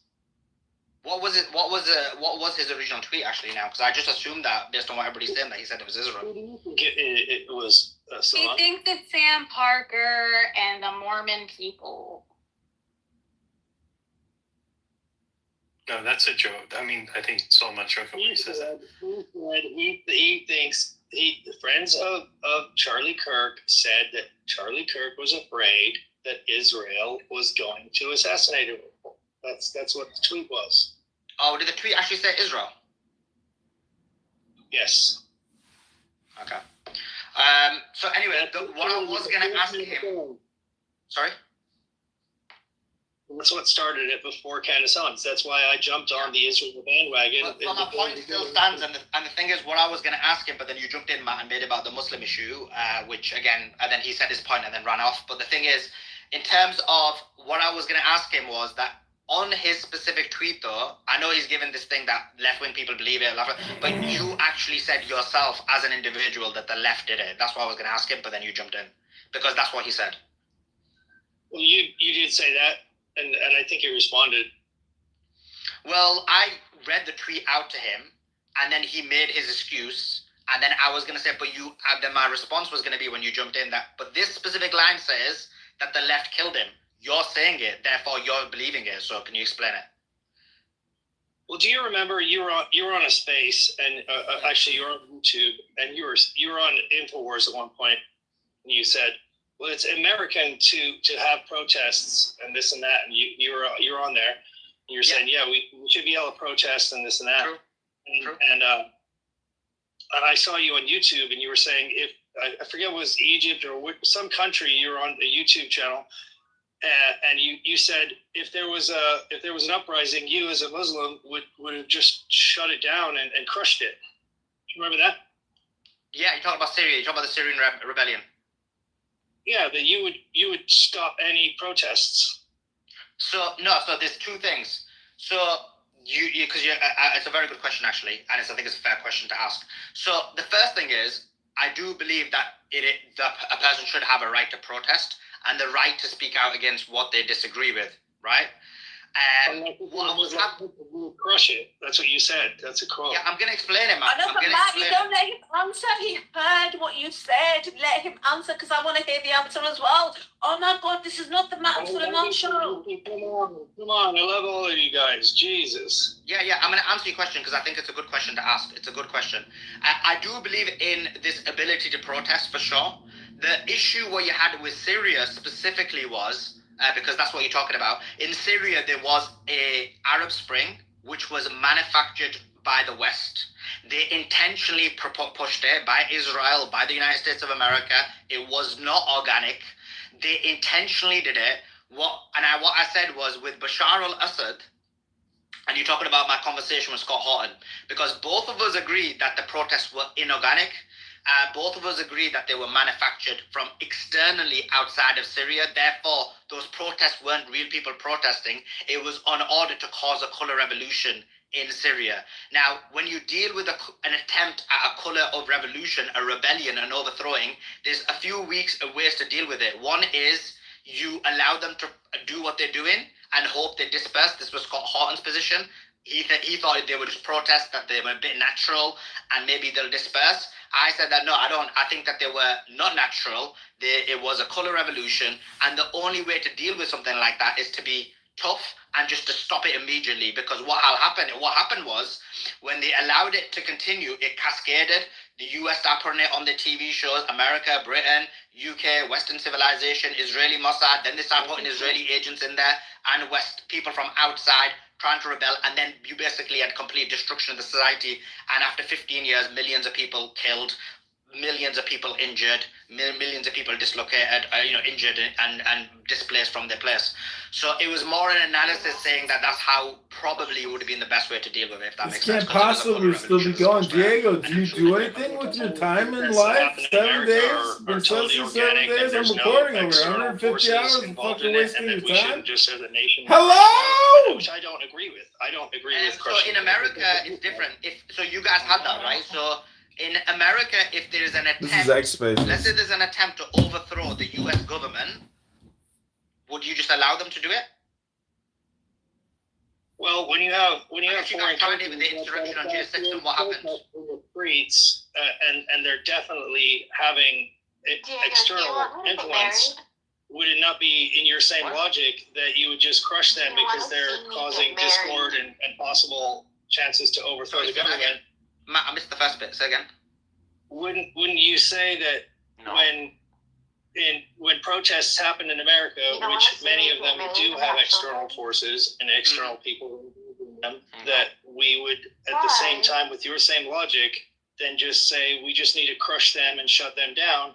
When you stand up and say we have to keep these rights to protest in America, But when they're in a Muslim country, you yourself say if you were to crush it and shut it down. Yeah, so you missed two important points. First of all, like Western society is different to these type of countries. This is why I prefer Western society. It's completely different. But the second thing is, who runs the country and who's running the discourse and the problems. And, yeah, but the second thing is, it's about, if I was the president, I'll answer your question. So if I was the president of the United States of America, How can you not want that for me? and you'll see how anti-Israel if I was the president of the United States of America and there was an attempt to overthrow the US government, a rebellion, a color revolution, and they were basically trying to overthrow the government, yes, I would crush the protest. I would crush the rebellion. I would crush the rebellion because that's literally what you do. You saw a very minor example of that on Jan 6th. The claim is, I don't know if it's, I don't believe it to be true, but the claim was that they were doing an insurrection. Let's say there was a real insurrection. Let's say there was a real attempt to overthrow the US government. You can either allow it to happen and let your country be overthrown, or you crush it. So I believe in that scenario, you got to crush it. And you don't think that the giant protests all over the American cities, even though I'm for and against the Israel takeover, and may agree with, there's no nuance that you can't agree with. It's like you can't be anti-Israel and also be questioning Candace, but you can't. Everyone has to be on one side or the other. There's literally no nuance. You can't say, hey, I think there's a problem with external forces causing protests in America, which are causing serious problems and could possibly lead to overthrows now or in the future that could be crushed, that you think have to have the right to stand. No. This is a problem, you see, because this is a very important distinction. It's about direct or not direct. This is like the idea of free speech. If there's someone directly incites violence, I think we all agree that that person should be incarcerated. But for example, if someone says something indirectly, which then people could probably argue that may lead to violence, that should not be something that's stopped. So you're talking about direct and indirect. So no, if someone does protests, that government or anything like that, that they weren't. You're saying that the pro-Palestine protests weren't like outside the White House and weren't like acting in the way of a color revolution, at least from a. No, they weren't. How were they trying to overthrow the president of the United States of America? They weren't doing that. Well, they were calling for him to be taken out. There was people calling for him to be murdered. I mean, come on. Nah, nobody was trying to At the do Palestinian? that. Nobody was trying. Yeah. Sorry? No. Oh, I'm so sorry, Solomon. At the Palestinian protest, you're saying that? I want to make That's sure what he's that trying was to clear. say. Yeah.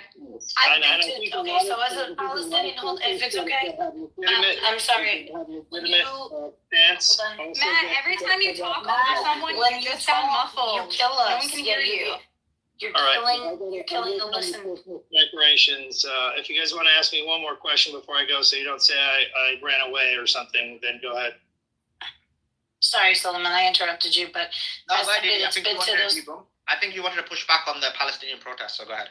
100%. If you're saying that the Palestinian protests, we were calling for Donald Trump or any president of the United States to be killed, I would really love to know which protests you've been at. I've been to ones in New York.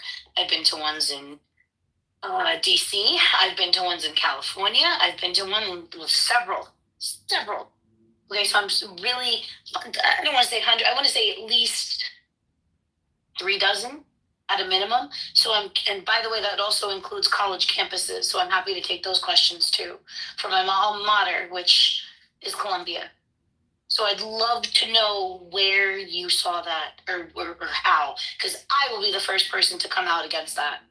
And I would venture to guess that 80% of the people that are actually at those protests also would come out against that, because that's not what we're about.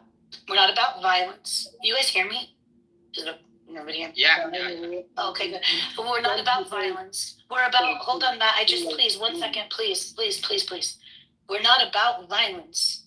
We're not about violence. This movement is not about violence. It is about human rights. It is about the right to life. Free Palestine, I agree, 100%. Yeah, but where have you ever seen that, brother? Where have you ever seen that the Palestinian protests have ever said to kill Donald Trump? I've seen seen them talk about deposing him. I've seen them talk about taking over the country. I mean, there's individual weirdos that say bullshit that anybody could point to. I'm just saying. I mean, if you want me to really find one, I'm sure I can. But I'd love to see it because that's not a color revolution. That's not a foreign intervention to overthrow the government. You're talking about a sad, loon probably that wants that. You can find that in every country. When Biden was in power, Suleiman literally went over to America and went to those student encampments, and you can probably find the footage because he interviewed the students there.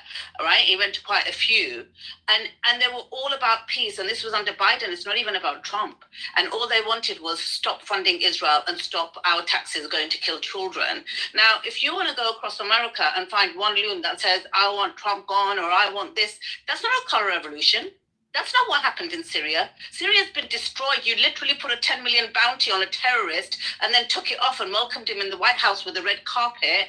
Do you want any more evidence that it was by the West that they destroyed that country? And you know what? When I get American and British people complain about, the Syrians that are coming into our country, call out what we did in Syria first, because we did that. We destroyed their country. We don't want those migrants, but you know what? Hold our governments to account. So when Harrison comes up here and talks about, the Muslims are taking over, first call out our governments for what they do in these foreign lands. Because Syria didn't have to happen, we did it for Israel. Israel now does tours. Israel does tours in Syria and says, this is our land. We've got Israeli tours. You can go to this area. Or in fact, we're going to extend from Golan Heights even further in. We're going to put new boundaries in place. I mean, what the hell is going on, man? No, I agree.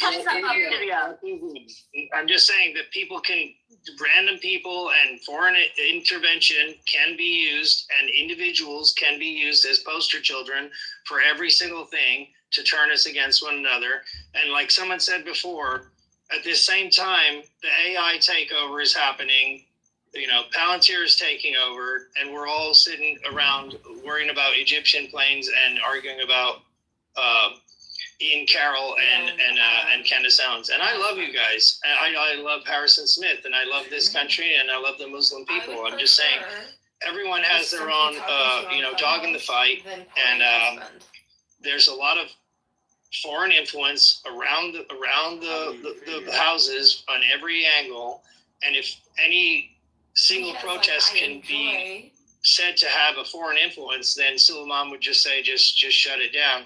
I'm not going to go on about it because I love Suleiman and he's a fucking G, and I'm not trying to fight with you guys. You're misstating what I said. Either you're misunderstanding or misstating. So I don't know if it's a lack of understanding. Do you know what a color revolution is? Well, it's when you get a group of people in the streets all waving a specific flag to have a specific overthrow. Okay, let me make it easy for you. Do you know what an insurrection is? On the National Field Program. I was just gonna bring that up, Matt. What you're saying, it reminds me of how everybody was accusing Trump for inciting an insurrection. He wasn't, right? I'm sure you're aware that he wasn't inciting an insurrection. Like, bro, come on. I'm just trying to keep everybody on the straight and narrow here. No, but Matt, do you know what insurrection is? Focused on Turning Point USA. Yeah, overthrow the government. Becoming more efficient. A rebellion to overthrow the government. If there was an insurrection unifying against a government that you're in charge of, what would you do? Company-wide metrics and goals. Well, the theory is, you would squash it. But I just noticed the way you said it on your expanded role. Please join me in congratulating Justin on this new role with the organization. As always, thank you for everything each of you do for Turning Point USA. Now, let's get back to work and save America. Thank you. Signed, Charlie Kirk, founder and CEO. This was a week before he died. And isn't that the position of Tyler Boyers? No. Hold on. Damn it, Noxie.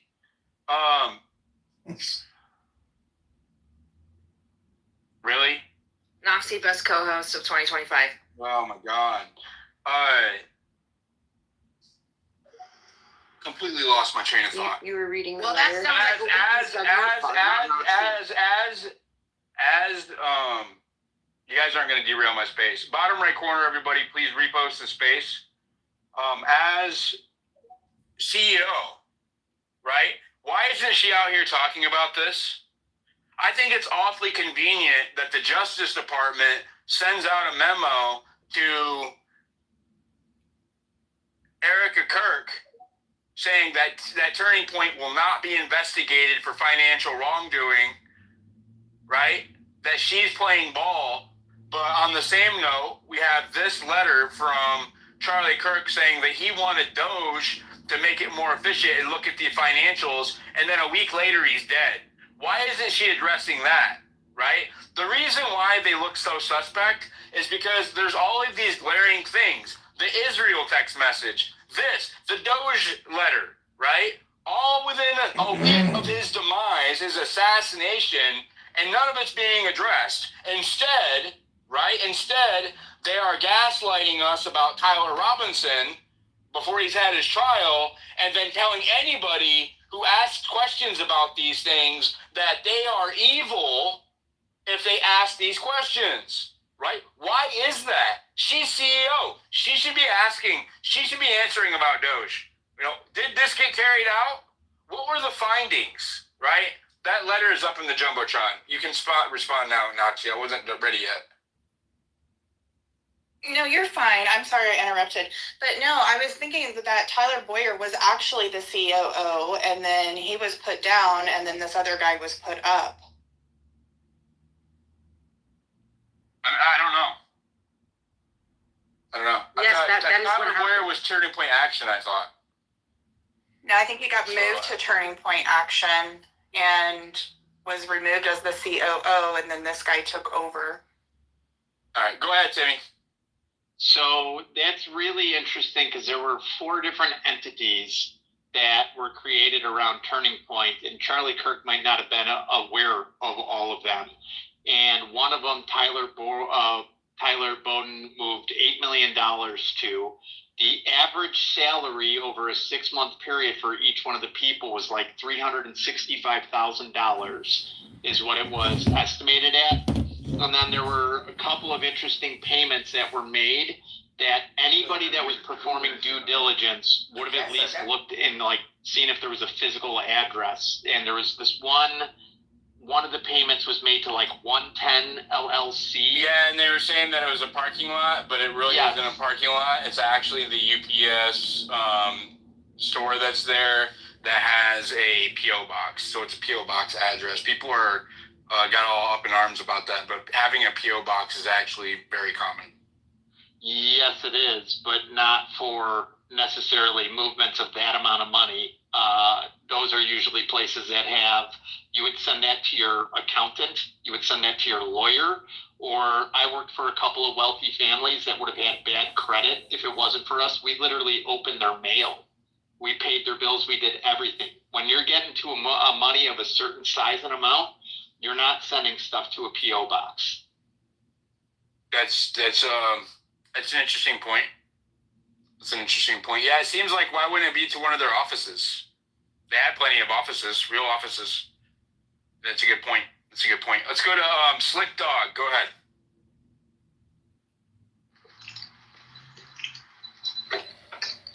Hey, Diligent, can you read that last part of the sentence in that letter on company culture? Yeah, it says, okay, I'll read you want me to read just like the last half, that last sentence. Well, I'll just read, in this role, I have empowered Justin, among many other priorities, to engage in an organizational-wide Doge effort. Justin will be assembling a small team to assist in this effort, which is focused on Turning Point USA. 1, becoming more efficient. 2, becoming more cost-effective. 3, unifying organizational success around company-wide metrics and goals. And 4, reshaping company culture. Could reshaping company culture have been leaving the pro-Israeli cause? It very well could have been. I guess That's what I thought when I point. first read that letter. I didn't think about that. So that's just something to think about. Is that So another who is thing? this? Is this guy still their CEO, COO? I don't know. Can somebody, listeners or anyone on the panel? But that would be a good. Another question that we may not get the answer to, but company culture. I mean, I work in the area of compliance, and company culture is important. And shifting company culture is difficult. And I don't have the letter in front of me, but that it was 4 points, 1, 2, 3, 4. So that's its own. Yeah, it was a mandate. It was a mandate outside of the COO role. It was in that Doge paragraph. Yeah, and all of those things were in there. Yeah. Briefly, in terms of the virtue signaling by Erica and the timing of it with the book and trying to have Candace in person next week, I'm more with in the Nazi camp that it tactically, strategically for Candace.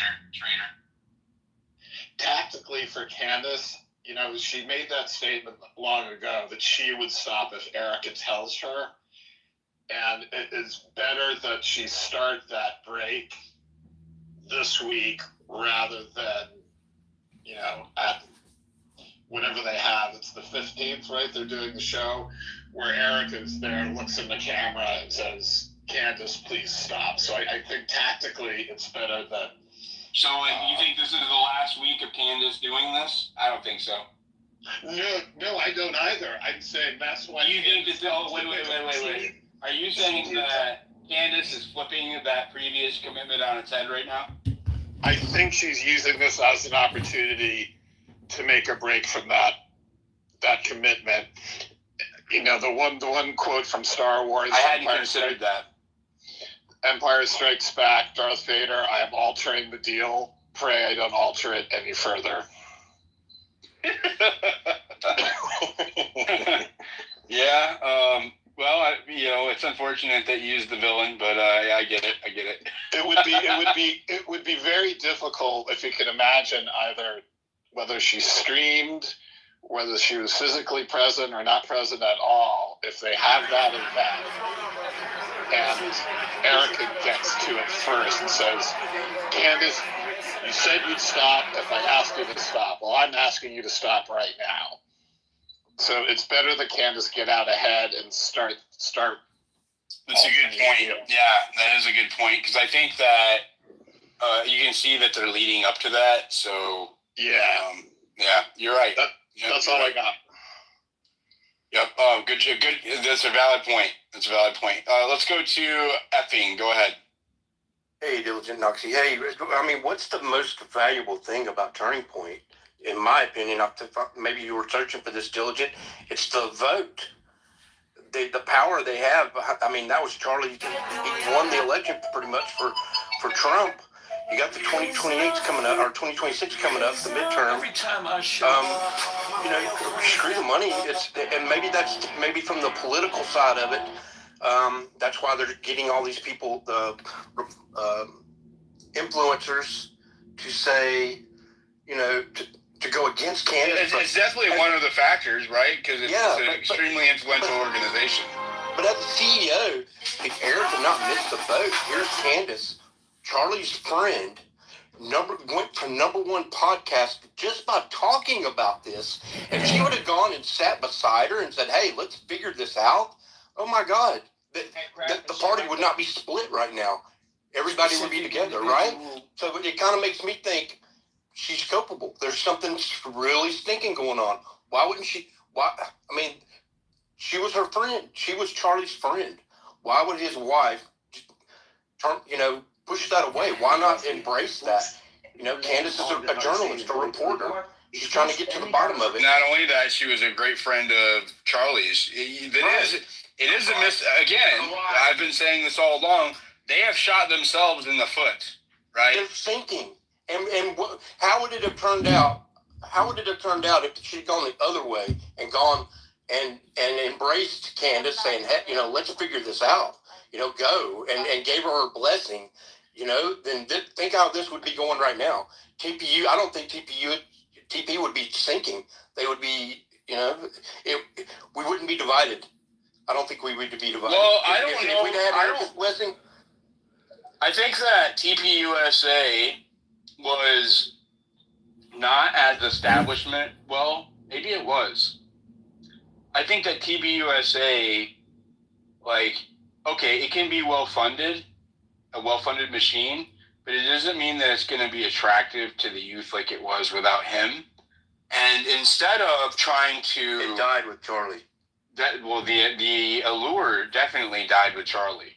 And I think what they're saying, like, it seems like what I kind of sense here is that they're like, well, we don't need your approval. We don't need to be popular with you because, you know, they're going to Mar-a-Lago and they're in with the establishment and they're getting money from the establishment.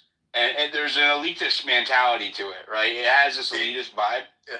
The establishment doesn't vote. I mean, they do, but the Charlie brought the young vote, the college vote.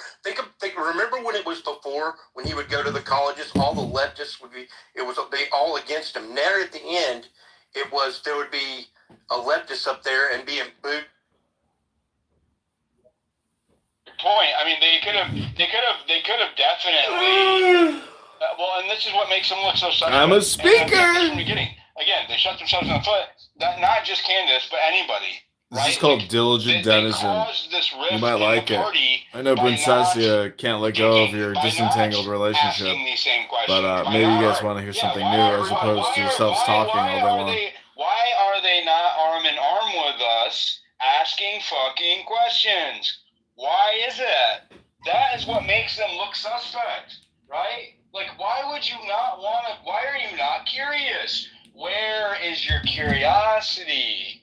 Oh, well, we know because the government told us. Candace was right to invoke COVID-19. It is the same shit. They're telling you to trust the institutions, right? Erica said it today on Fox. She said, I trust the judicial system. That's what she said. I trust the judicial system. And she even stuttered when she said it. I don't know if anyone else caught that. It was almost like she couldn't actually get it out